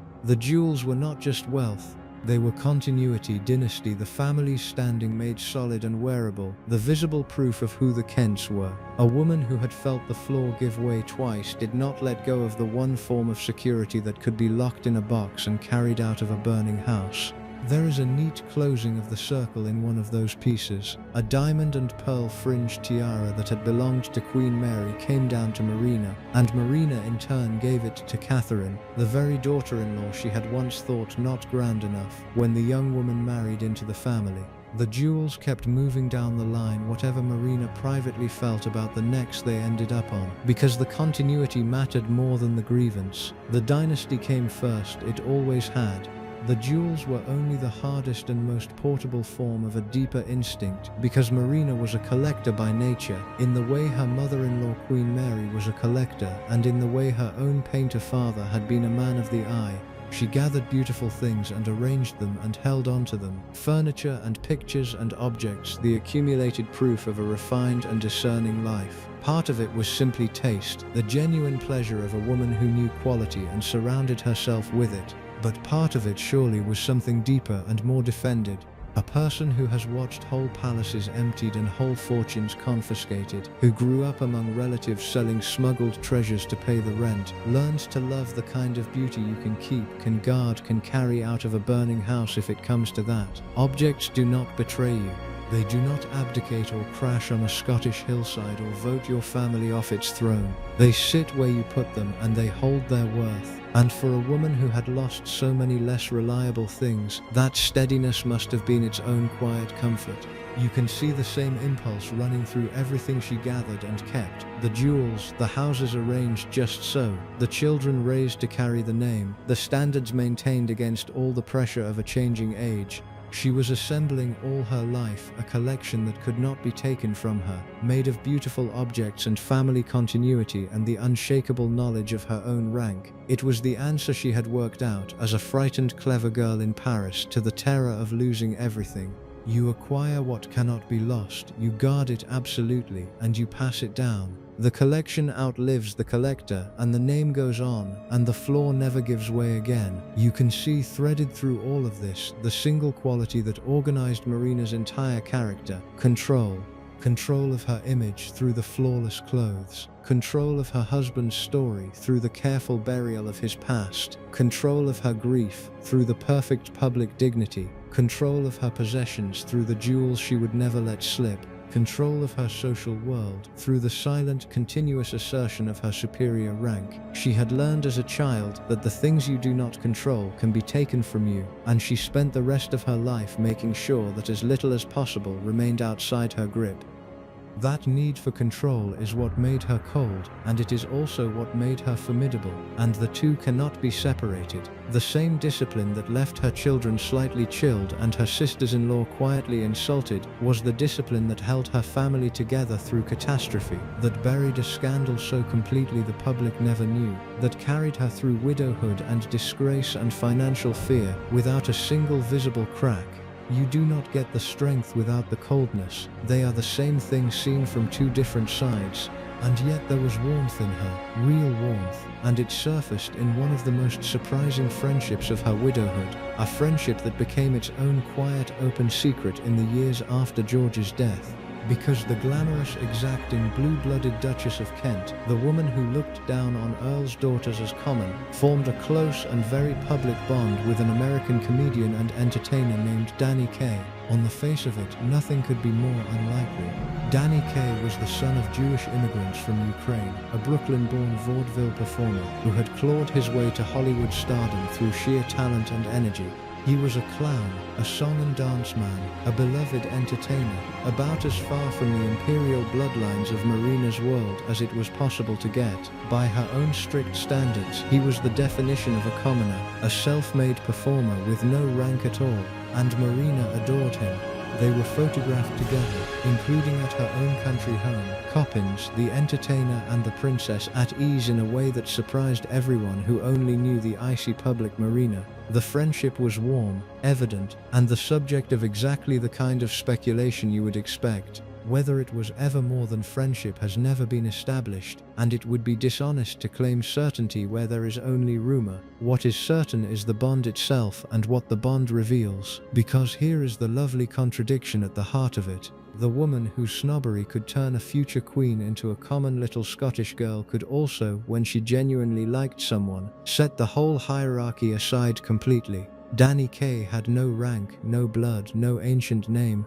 By every standard Marina applied to the British aristocracy, he should have been beneath her notice. Instead, she counted him a friend and let the warmth show in a way she rarely did with her grand relations. What does that tell you?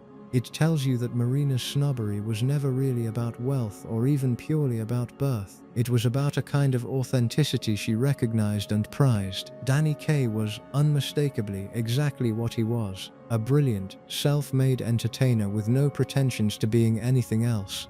There was nothing for Marina to look down on, because there was no climbing, no pretending, no claiming of a status that had not been earned. What Marina could not abide was the in-between, the elevated commoner playing at royalty, the aristocrat's daughter who married a king and was treated as his equal, the American divorcee who captured a throne. Those people offended her because they blurred the lines she had built her whole identity on. A Brooklyn comedian did not blur any lines at all. He was a delight, and she was free to enjoy him.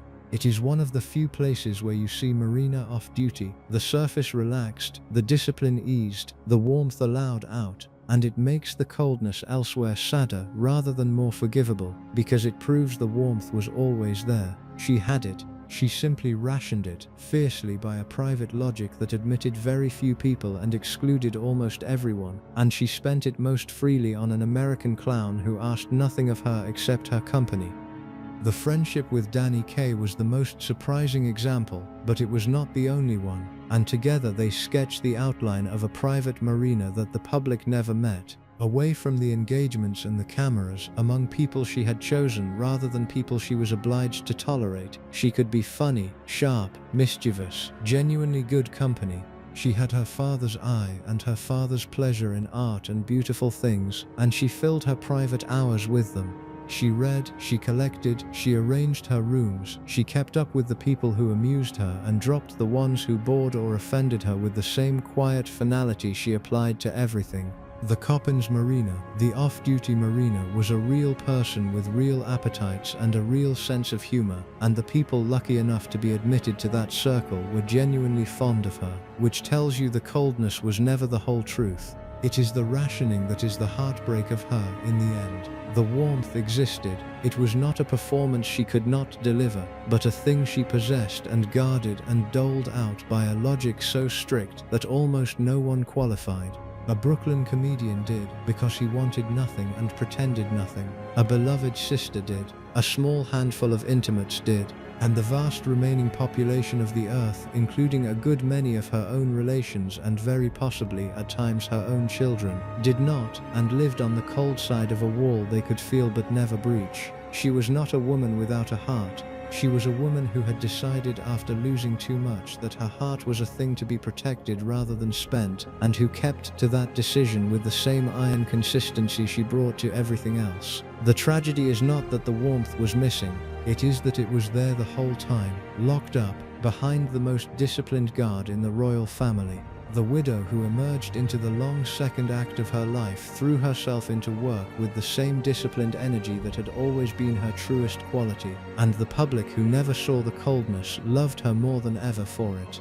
This is the final layer of the open secret, and in some ways the strangest one. Inside the family and the court, Marina was understood to be proud, exacting and chilly. Outside it, to the millions who watched the newsreels and lined the streets, she was simply the beloved, beautiful, hard-working royal aunt, grace itself, a national treasure of elegance and duty. Both pictures were true. The country adored a woman it never actually knew. She worked. That word keeps recurring because it keeps being the honest one. After George's death, she did not retreat into grief, though grief was surely there. She became one of the busiest members of the royal family, taking on patronage after patronage, engagement after engagement, traveling the world in a way few royals of her generation did. When her niece came to the throne as Elizabeth II in 1952, Marina became a kind of roving ambassador for the new young queen, carrying the crown's presence to places the monarch herself could not always reach. She toured Australia. She traveled the empire and then the Commonwealth as it transformed around her. In 1952, she went to Hong Kong on the Queen's behalf, the first member of the royal family to visit the colony in more than 20 years, received by crowds who had never seen a royal in person. In 1957, she represented Britain at the independence celebrations of Ghana, the former Gold Coast, standing for the crown at the very moment a piece of the old empire became a new nation. She did it again in 1966, when the Protectorate of Bechuanaland became the Republic of Botswana, present once more at the birth of a country as the map of the world she had grown up with quietly dissolved. The press called her the globe-trotting aunt, and the affection in the phrase was real. There was a quiet aptness to the role too that few people noticed at the time. A woman whose own family had been turned out of one throne after another was now the trusted face sent to stand for the British crown at the precise moments when other nations were taking their independence from it, present at the orderly handing over of power that her own family's thrones had so rarely managed. She had become, in her widowhood, one of the monarchy's most reliable and elegant representatives, carrying its dignity across continents with the same flawless surface she had perfected in the drawing rooms of pre-war London. Closer to home, she gave her name and her energy to causes that mattered to her. She became patron of the Royal National Lifeboat Institution in 1943, the year after George died, and she held that role until her death, supporting the lifeboat crews who risked their lives around Britain's coasts with such genuine devotion that the institution awarded her its gold medal in 1967. The photographs from those visits show a different Marina from the one in the ballrooms, standing on a windy quay in a practical coat, shaking hands with fishermen and volunteers, naming a new boat. In 1948, she travelled to Teignmouth to name a lifeboat the Tynesider, and there is something worth noticing in that scene. The men she met cared nothing for Romanov blood or continental rank. They were brave, weathered, ordinary working people, and Marina, who could freeze a baronet's daughter over a question of breeding, treated them with sincere and easy respect. The same woman held both attitudes at once. She could honor the courage of a lifeboat crew without a flicker of condescension and still, in the same season, find a future daughter-in-law not quite grand enough. Her snobbery was never a blanket contempt for the low-born. It was something more particular and stranger than that, and the lifeboat men who threatened no line and claimed no status they had not earned were entirely safe from it. And then there was Wimbledon. Marina loved tennis, loved the All England Club, and was its president from the 1940s until her death, presenting trophies at the end of the famous fortnight summer after summer.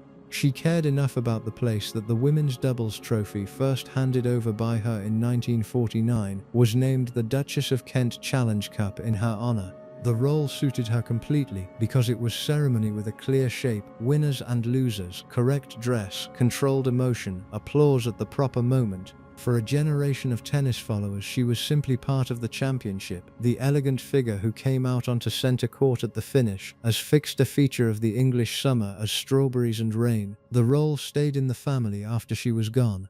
Her son Edward took it on in 1969 and held it for more than half a century. The scale of the work in those widowed decades is easy to underestimate from this distance. She was not a ceremonial ornament wheeled out twice a year. She kept a working diary that would have tired a much younger woman, opening buildings, visiting hospitals, inspecting regiments, attending the endless round of lunches and receptions and foundation stones that make up the unglamorous bulk of royal duty. She became Chancellor of the University of Kent when it was founded in the 1960s, lending the new institution the dignity of her name and turning up to confer degrees. She was Colonel-in-Chief of regiments, patron of charities by the dozen, the working face of the crown in 100 places the Queen could not personally reach. The discipline she had built to manage George and guard the family surface was redirected, after his death, into something close to a vocation. She had always known how to perform royalty flawlessly. Now she performed it almost full-time. There is a particular kind of unglamorous endurance in that work that the newsreels never captured, and it deserves a word because it is the part of Marina that is easiest to admire without reservation. The public engagements that fill a working royal's life are mostly small, repetitive and tiring. You stand for hours, you make the same gracious remarks to the same nervous officials. You unveil the plaque, accept the bouquet, tour the ward, sign the book, say the encouraging thing to the apprentices, and move on to do it again somewhere else the next day, year upon year, in all weathers, whether you feel like it or not. It is the opposite of glamour.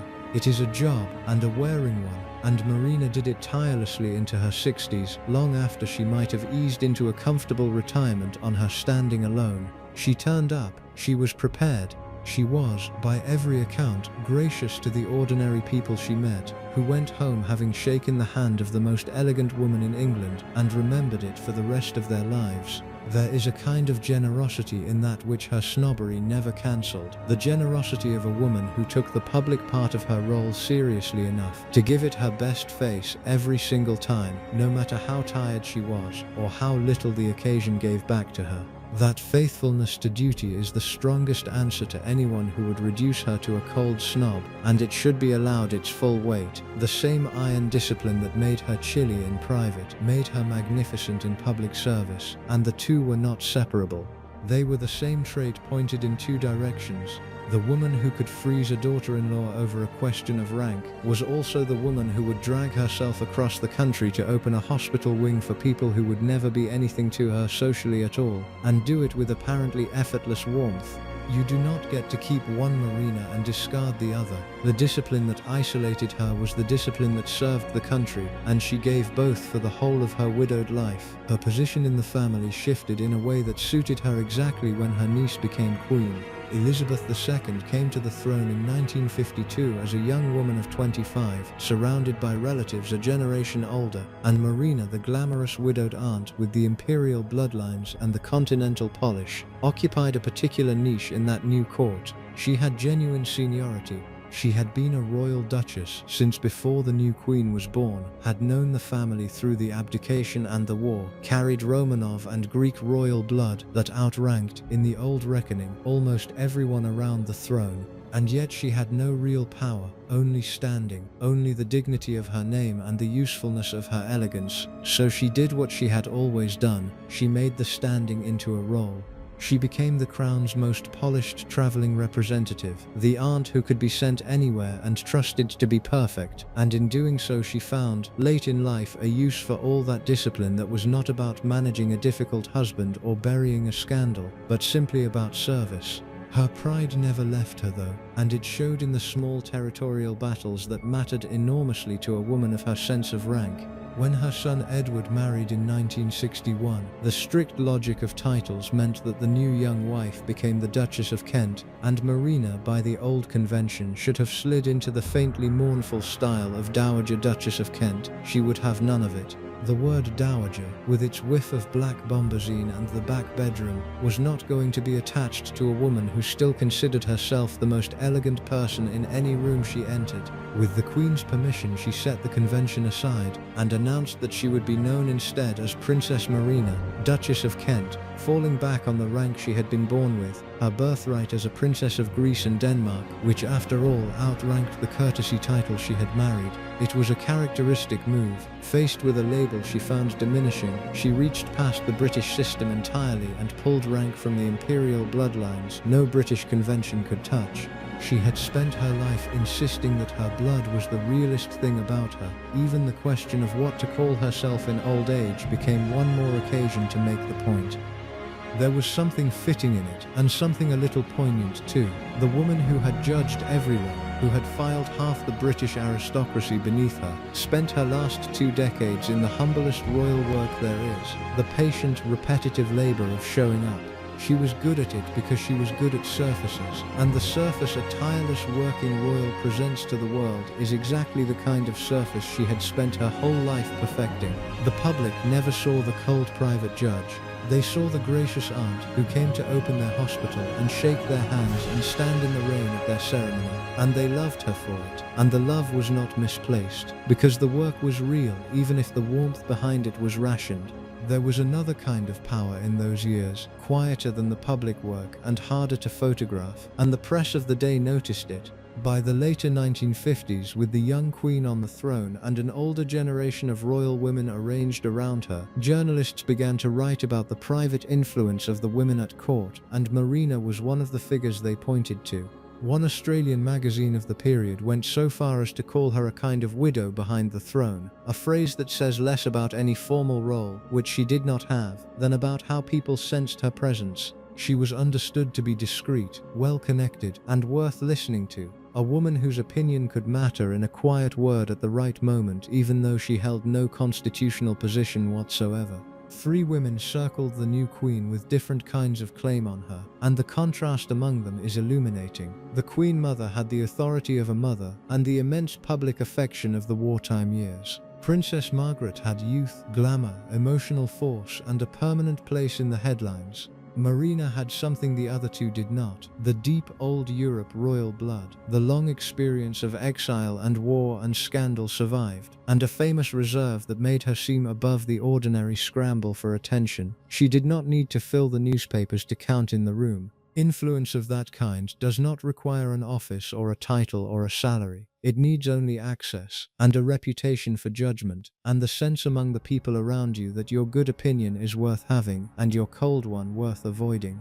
That was the texture of Marina's later power, and it fit her perfectly, because it worked through exactly the instruments she had mastered over a lifetime. A dinner invitation extended or withheld, a name spoken warmly or left out, a pause before a reply that told everyone in earshot precisely where they stood. She had spent decades learning to govern a room without raising her voice, to make her approval feel like sunlight and her disapproval like a door quietly closing. And in the small, ranked, watchful world of the court, those skills were a real form of authority. People who depended on royal favor, courtiers, hangers-on, the ambitious and the insecure, learned to be careful around a woman who could wound them without ever appearing to try. It would be easy to overstate this. Marina did not run the monarchy from behind a curtain, and the more breathless versions of her influence belong to the gossip of their time rather than to sober history. But the perception itself is the point. People close to the throne understood Marina as someone whose judgment carried weight and whose standards were exacting, and that understanding shaped how they behaved around her. The open secret was never that she pulled hidden levers. It was simpler and more human than that. It was that everyone knew she was watching, knew she was measuring, and knew that her measure could be merciless, and so they minded their manners and kept their voices low and left the harder truths about her politely unspoken. The great set piece of the new reign showed Marina exactly where she now stood. At the coronation of Elizabeth II in 1953, the abbey filled with the ranked hierarchy of the monarchy, and Marina took her place within it as a senior royal duchess and the mother of a young duke, magnificent and correct, one more jewel in a long row of them. There was a quiet lesson in that for a woman who measured the world so finely. She had Romanov and Greek royal blood, older and grander in the old reckoning than almost anyone in the building, and yet her place in the procession was fixed by British rank, by the dukedom she had married and the niece who now wore the crown. She had spent her life insisting on the supremacy of birth, and the supreme British occasion of her later years arranged her according to a different logic entirely, the logic of the throne she had married into rather than the bloodlines she had been born with. She accepted it, of course, flawlessly, the way she accepted every public duty, but it is hard not to think that some part of her registered the irony that the imperial princess took her assigned seat in a hierarchy that did not rank her first. Her domestic life settled into a new shape in those years. In 1955, she moved into an apartment at Kensington Palace, the rambling royal warren in West London where so many cousins and widows and minor royals were housed, each address a careful marker of favour and standing. A grace and favour apartment is never simply a home, it is shelter and status and dependence braided together, granted by the sovereign, a sign of where you sit in the family's regard. Marina, who read rooms and addresses as fluently as other people read faces, understood the apartment for what it was, and she made it, like everything she touched, beautiful. Coppins remained the country retreat, the place of her private self, and Kensington Palace became her London base, the platform from which the globe-trotting aunt set out and to which she returned. She had lost a great deal across her life, thrones and countries and a husband, and she had ended where she had always meant to end, at the settled center of the one royal family that had not fallen, housed by its queen, woven into its hierarchy, secure at last in the fortress she had married for. This is the Marina the public held in its heart, beautiful, dutiful, tireless, gracious, the lovely widowed princess who worked hard for good causes and represented her country with effortless style, and none of it was false. She really did all of it. The discipline that made her cold in private was the same discipline that made her magnificent in public, that got her on the planes and through the engagements and onto the center court year after year, smiling, perfect, never letting the strain or the grief or the private bitterness show. So you had side by side two completely accurate portraits of the same woman. The insider's Marina, proud and exacting and quietly contemptuous of those she filed beneath her, and the public's Marina, gracious and beautiful and devoted to duty. The gap between them was not hypocrisy exactly. It was the gap that the whole institution depends on, the space between the human being and the performance of royalty, and Marina simply maintained that gap more perfectly than almost anyone before or since. She had made a life's work of surfaces, and the surface she presented to the public was so flawless that the country never once suspected the cooler, harder woman underneath.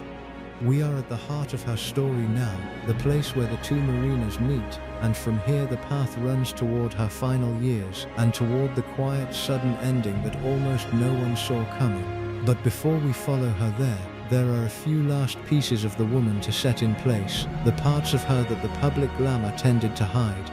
There is one part of Marina that the glamour and the snobbery both tend to hide, and it deserves a moment, because it ran underneath everything else for her whole life. She never stopped being Greek Orthodox. She had been born into that faith, married George in it in the private chapel at Buckingham Palace as well as in the Abbey, and she kept it through more than 3 decades inside the most prominent Protestant royal family in the world. In a household built around the Church of England, around a queen who was its supreme governor, Marina quietly remained a communicant of a different and older church, attending the Orthodox liturgy, keeping the feasts, holding to the forms of the faith her exiled family had carried out of Greece and Russia. It was one more way in which she was always, not quite one of them. The Windsors could absorb her glamour and her bloodlines and her usefulness, but they could not make her English, and she never tried to be. Her faith, like her rank, was a piece of the old world she refused to surrender, a private continuity with the vanished courts of her childhood. Those who knew her late in life noticed a real spiritual seriousness in her, a woman who had lost a great deal and who drew on something deeper than discipline to carry it. The cool surface had a quiet center, and the center was in part religious. It is worth remembering when the temptation comes to reduce her to a beautiful frosty snob. She was also a woman at prayer, in a church not her adopted country's, keeping faith with the world that had made her. Marina grew older in a world that was steadily ceasing to be hers. The Britain of her widowhood was not the Britain she had married into. The empire she had toured was dissolving into the Commonwealth. The deference that had once been automatic was fraying.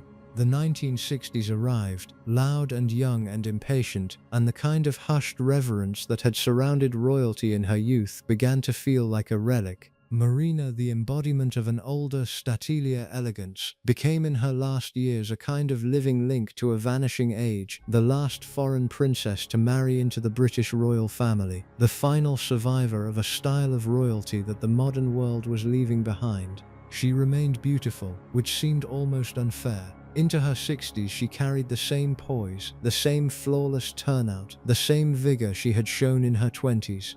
Photographs from her last years show a woman still unmistakably herself, still the most elegant person in any room, still maintaining the surface with the iron discipline of a lifetime. She kept up her engagements, kept presenting the Wimbledon trophies, kept representing the crown, kept being the gracious globe-trotting aunt the public adored. There was something almost defiant in how completely she stayed herself into the 1960s, a decade that had no idea what to do with a woman like her. The world was tilting hard toward the young, the informal, the loud. Deference was going out of fashion.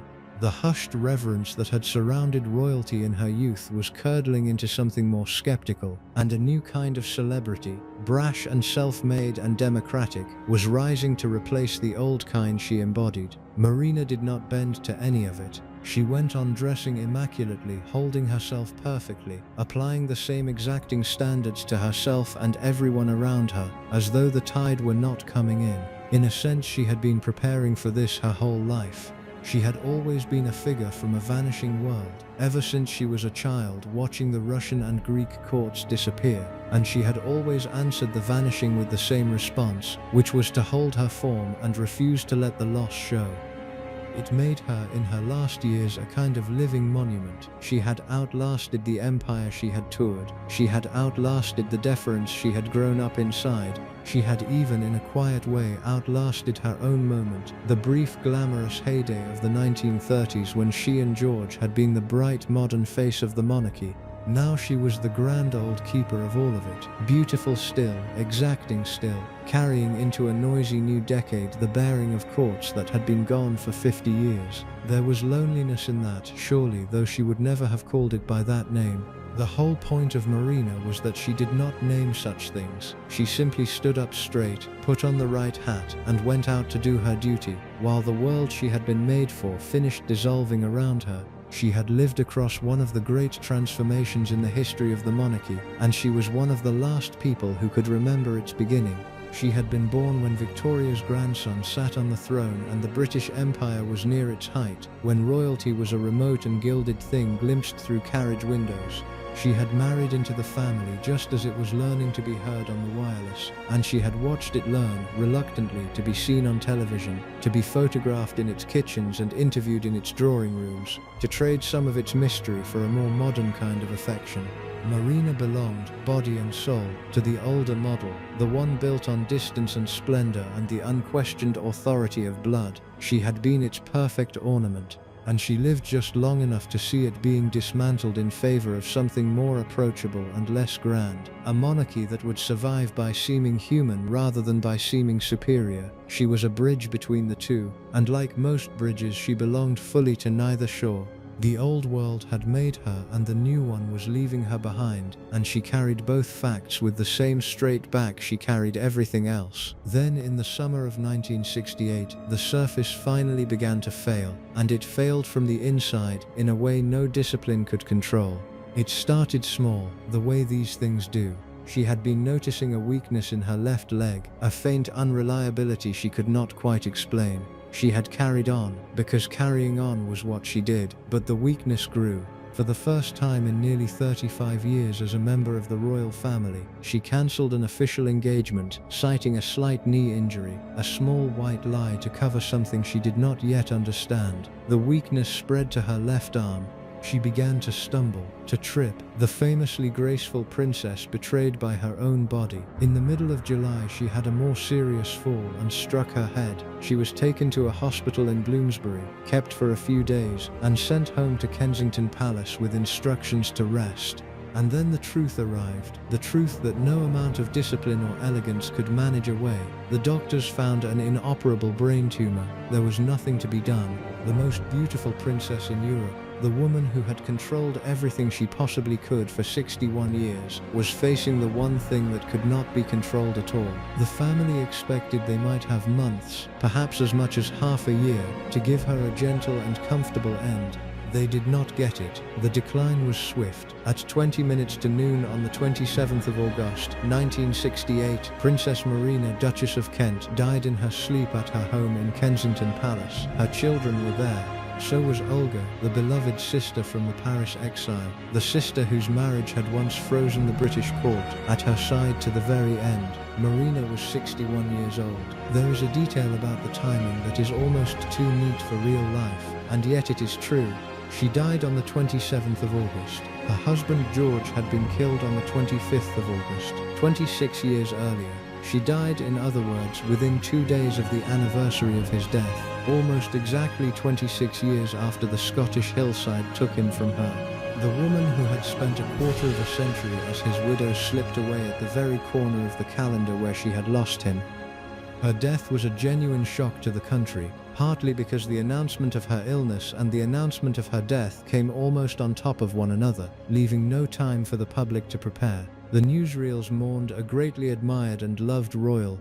The newspapers spoke of her beauty, her grace, her charm. Tributes were paid, silences were held, and the nation grieved the lovely princess it had adored for 3.5 decades, the gracious aunt, the elegant widow, the last foreign princess. What the country was mourning, though it could not have put it this way, was partly the end of an era it had not noticed was ending. Marina was the last of the foreign princesses who had once married routinely into the British royal house, the final living example of a kind of dynastic marriage that the century had quietly abolished. After her, the brides would be British, aristocrats and then commoners, and the old web of intermarried European royalty that had produced her would never again deliver a Marina to a London wedding. So her death closed a door that had stood open for centuries. The public felt the loss as personal as the passing of a beloved familiar face, and it was that. But it was also historical, the disappearance of the last representative of a whole vanished system, and some part of the grief was for the world she took with her, the gilded, doomed, intermarried Europe of kings that had been dying by inches since 1914 and now lost one of its last great ornaments. The mourners who gathered for her were, fittingly, a gathering of that vanishing world. The British royal family, of course, and the scattered Greek and Danish and Russian cousins, the displaced and the dethroned, the survivors of all those fallen courts, and the Duke of Windsor, the brother-in-law who had walked away from the throne, drawn back one more time into the family circle by the death of the woman who had married the brother he loved. They came together to bury Marina, and in burying her they were also, without quite saying so, holding a small private funeral for the old order itself, the world of blood and rank and precedence that she had embodied more completely than almost anyone left alive. When they lowered her into the ground at Frogmore beside George, they were closing more than one grave. Wardrobe. The funeral was held at St. George's Chapel, Windsor, and here the story closes a circle that had been open for 26 years. The day before Marina's funeral, the remains of her husband George were quietly removed from the royal vault at St. George's, where they had lain since 1942, and were taken to be buried at the Royal Burial Ground at Frogmore, and then Marina was laid to rest beside him. After 26 years apart, the glamorous Duke and his radiant Duchess were finally placed in the same ground, together again at last, the surface keeper and the buried prince, reunited under the discreet green quiet of Frogmore where so many of the family's complicated dead are gathered. So what do we make of her, now that the whole life is laid out? What was the dark side that was an open secret, and why did nobody speak? The dark side was not a crime. There is no scandal of Marina's own to expose, no buried misdeed, no secret sin. The dark side was a temperament. It was the cool, exacting, relentless pride of a woman who had decided, somewhere in the wreckage of her childhood, that she would never again be anyone's inferior, and who held to that decision so completely that it curdled into contempt for almost everyone around her. It was the snobbery that could turn the future Queen Mother into a common little Scottish girl and her own son's bride into a village girl. It was the coldness that left her children slightly frozen and her grand relations quietly insulted. It was the iron need for control that made her magnificent in public and difficult in private. The discipline that protected the family and walled it off at the same time. And the reason nobody spoke is the reason these things are always called open secrets. Everybody benefited from the silence. The institution benefited because Marina's flawless surface was exactly what the monarchy wanted from its members, and her pride could always be renamed dignity, her coldness renamed reserve, her snobbery renamed standards. The family benefited because Marina was useful, loyal, hard-working, and on their side, and the woman who buried George's secret was hardly going to have her own character dragged into the light. And the public benefited in a sense because they got the fairy tale, the beautiful princess and the tragic widow, and most people would rather keep a beautiful story than trade it for a true one. So the second Marina, the cool and judging one, stayed exactly where she had always lived, in the corridors and the private letters and the knowing silences, while the first Marina, the icon, smiled out from the magazine covers and presented the trophies at Wimbledon. It is worth being precise about how a silence like that actually holds, because it did not hold by accident. Around a figure like Marina there was a whole architecture of people with reasons not to talk. The servants had their livelihoods to think of, and a household word against the Duchess was a fast way to lose a place that was hard to replace. The courtiers had their access, the thing their whole position depended on, and access flows from staying useful and discreet, never from telling tales about a senior royal. The relatives had the most delicate calculation of all, because to cross Marina was to risk a family chill that could stretch across years of Christmases and weddings and christenings, the slow punishment of being quietly left out, and few people have the stomach for that. And the press of the day still operated under an understanding now almost vanished, that the private lives of royalty were largely off limits, that the monarchy was to be protected rather than exposed. Put all of that together and you have a wall of silence built not from loyalty exactly, but from 1,000 small, sensible acts of self-protection. That is what an open secret really is. Not a thing nobody knows, but a thing everybody knows and nobody can afford to say. The people around Marina were not deceived about her. They saw the coldness, felt the chill, understood the rank-obsessed judging perfectly well. They simply had every reason in the world to call it something kinder out loud, and no reason at all to do otherwise. So her pride became dignity, her contempt became reserve, her gatekeeping became standards, and the truer words stayed where truer words usually stay in that world, in the lowered voices and the things left carefully unsaid. The silence was not a failure to notice. It was a choice, made over and over by everyone with something to lose, and Marina, who understood the machinery of the court better than almost anyone, surely understood that too. She did not need to enforce the silence. The system enforced it for her. It would be easy and it would be wrong to leave her there as a simple villain, the snobbish princess who looked down on better people than herself.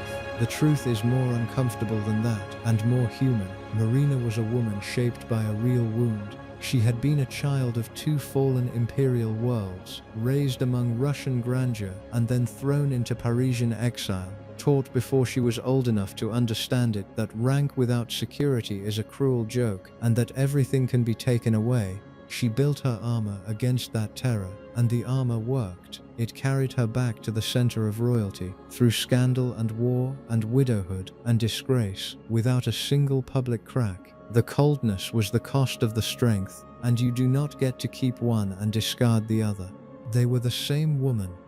She loved fiercely where she loved at all. She stood by her disgraced sister against a prime minister who called the family traitors. She gave a wild, doomed prince the steadiness that quieted his chaos and buried his secrets so loyally that the world still remembers their marriage as a love story. She poured a lifetime of disciplined energy into duty, into charity, into lifeboat crews and tennis championships and emerging nations, and the public love she earned for it was not a trick, it was real. The same woman who could freeze a duchess with a glance could also lose her heart entirely to a Brooklyn comedian who had no rank at all, simply because she found him genuine. She was not cold all the way through. She was cold in a pattern, and the pattern is the most revealing thing about her. Her children carried her forward in their different ways, and what became of them is part of her story too. Alexandra, the only daughter, married Angus Ogilvy, the son of a Scottish earl, and built a life of patient, genuine public service, becoming one of the warmest and best-loved figures in the whole family, as if she had taken her mother's elegance and added the warmth her mother rationed. Edward, the elder son, carried the dukedom for the rest of the century with a quiet, dutiful seriousness, married the Yorkshire girl his mother had resisted, and inherited from Marina the Wimbledon presidency he would hold for more than 50 years. And Michael, the baby who never knew his father, lived his life always a little to the side of the main story, and married a woman, Marie Christine, who would be nicknamed Princess Pushy by a press that found in her exactly the kind of grandeur and controversy Marina had spent a lifetime keeping out of the papers. There is a bleak symmetry in that. The surface Marina guarded so fiercely stayed perfect only while she lived to guard it. The deepest irony lands on Catherine, the daughter-in-law Marina tried so hard to keep out. The shy Yorkshire bride that the imperious princess thought not grand enough became, over the decades that followed Marina's death, one of the most genuinely beloved members of the royal family, remembered for warmth rather than rank. She comforted a weeping Czech tennis player on center court in a moment that the public never forgot. She converted to Catholicism, the first member of the royal family to do so publicly in centuries. She eventually stepped back from royal grandeur almost entirely to teach music to children, asking to be known simply as Mrs. Kent. Everything Marina had feared in her, the lack of grandeur, the ordinariness, the warmth, turned out to be exactly what the public came to love her for. The gatekeeper had been wrong about the woman at the gate, and history, which so often supplied the irony in Marina's life, supplied the last one here. The bride judged unworthy outlived and outloved the judgment entirely. Her influence on how the country looked outlasted her by decades, in a way that is easy to overlook. The soft blue-green christened Marina blue at her wedding did not vanish when the wedding was forgotten.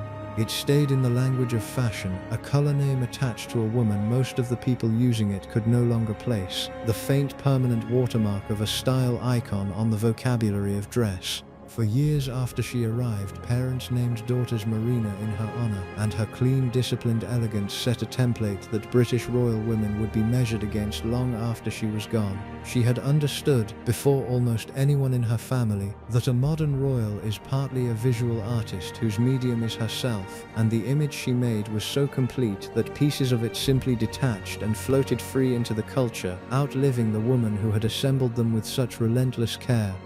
That afterlife is its own small irony, given how private the real woman stayed. The public never got Marina. It got the surface, the color, the silhouette, the gracious figure on center court, and it loved them, and it kept them. The cool, judging, complicated person underneath slipped away almost untouched, remembered fully only by the few who had been close enough to feel the chill, and recorded since only in fragments, in a biographer's aside, in a cruel phrase passed down, in the careful memories of people choosing their words.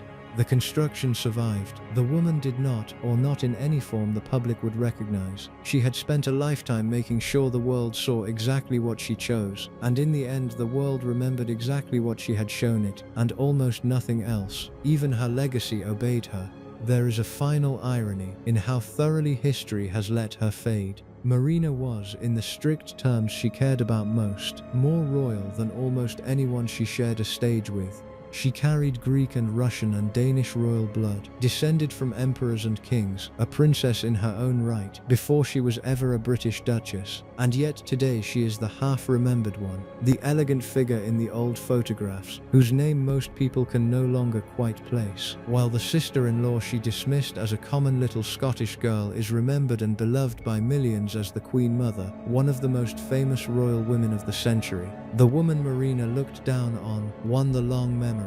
The woman with the imperial blood slipped quietly toward the footnotes. Marina had bet her entire life on the proposition that breeding was the deepest and most durable fact about a person, and history, in its slow and indifferent way, returned a different verdict. What lasts is not blood. What lasts is the warmth people felt, the affection earned, the human connection made, and those were exactly the things Marina rationed most strictly. It would have galled her, and it should make us thoughtful. The whole shape of her life was an argument that rank is what endures, that the line between the royal born and everyone else is the line that matters, that a perfect surface is worth almost any private cost, and the argument lost.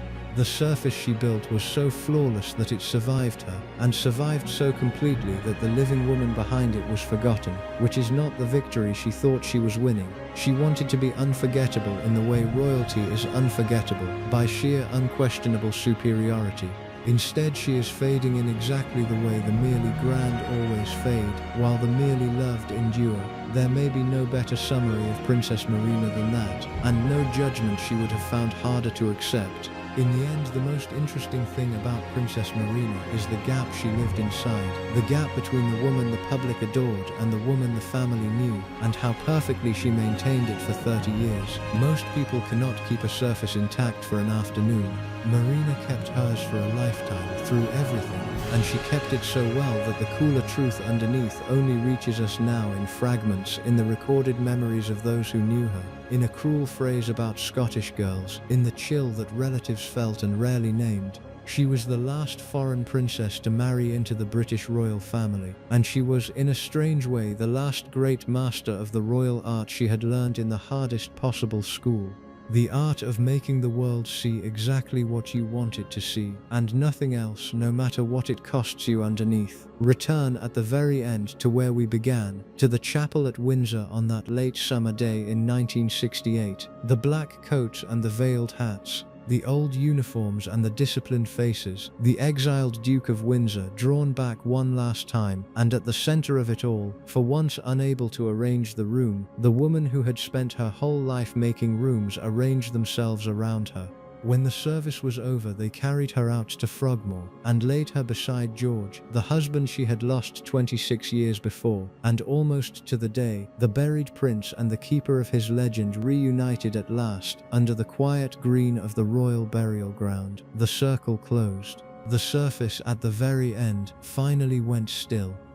What survives of her now is mostly the photographs, and the photographs show exactly what she meant them to show: the flawless turnout, the perfect composure, the faint, contained, unreadable smile of a woman who has decided precisely how much of herself the camera will be permitted to keep. Look at them and you see the icon, the most beautiful princess in Europe, the gracious aunt, the elegant widow. You have to look harder and know the story to see the other Marina behind the smile, the watchful exile who never felt safe, the cool judge who sorted the world into those who belonged and those who did not, the woman whose warmth was real and rationed and locked away. The smile gives nothing up. It is the last and most perfect surface she ever maintained, and it is still working, all these years later, still showing us only what she chose. The harder and truer question is the one the smile was built to prevent us from asking: who had to bend and wait and stay silent and feel the cold so that this smile could stay so perfectly, permanently untroubled? That was Princess Marina, beautiful, brilliant, disciplined, loyal, and cold, the icon on the cover and the judge in the corridor, the same woman, seen from two sides. Her dark side really was an open secret. Everyone who came close to her understood it, and almost no one ever said it out loud, because the silence suited everybody, and because the surface she built was simply too perfect and too useful to break. And thank you for watching all the way to the end. If this portrait of Princess Marina meant something to you, if it gave you a fuller picture of the woman behind the icon, please do me one last favor. Hit the like button, leave a comment with your own thoughts on her, the woman, the legend, the truth somewhere in between, and subscribe to the channel so you do not miss the next story. There are many more of these to come, more of the people behind the crown, the ones the official histories tidy up and the corridors quietly remember. Until then, take care of yourself, and thank you truly for spending this time with me.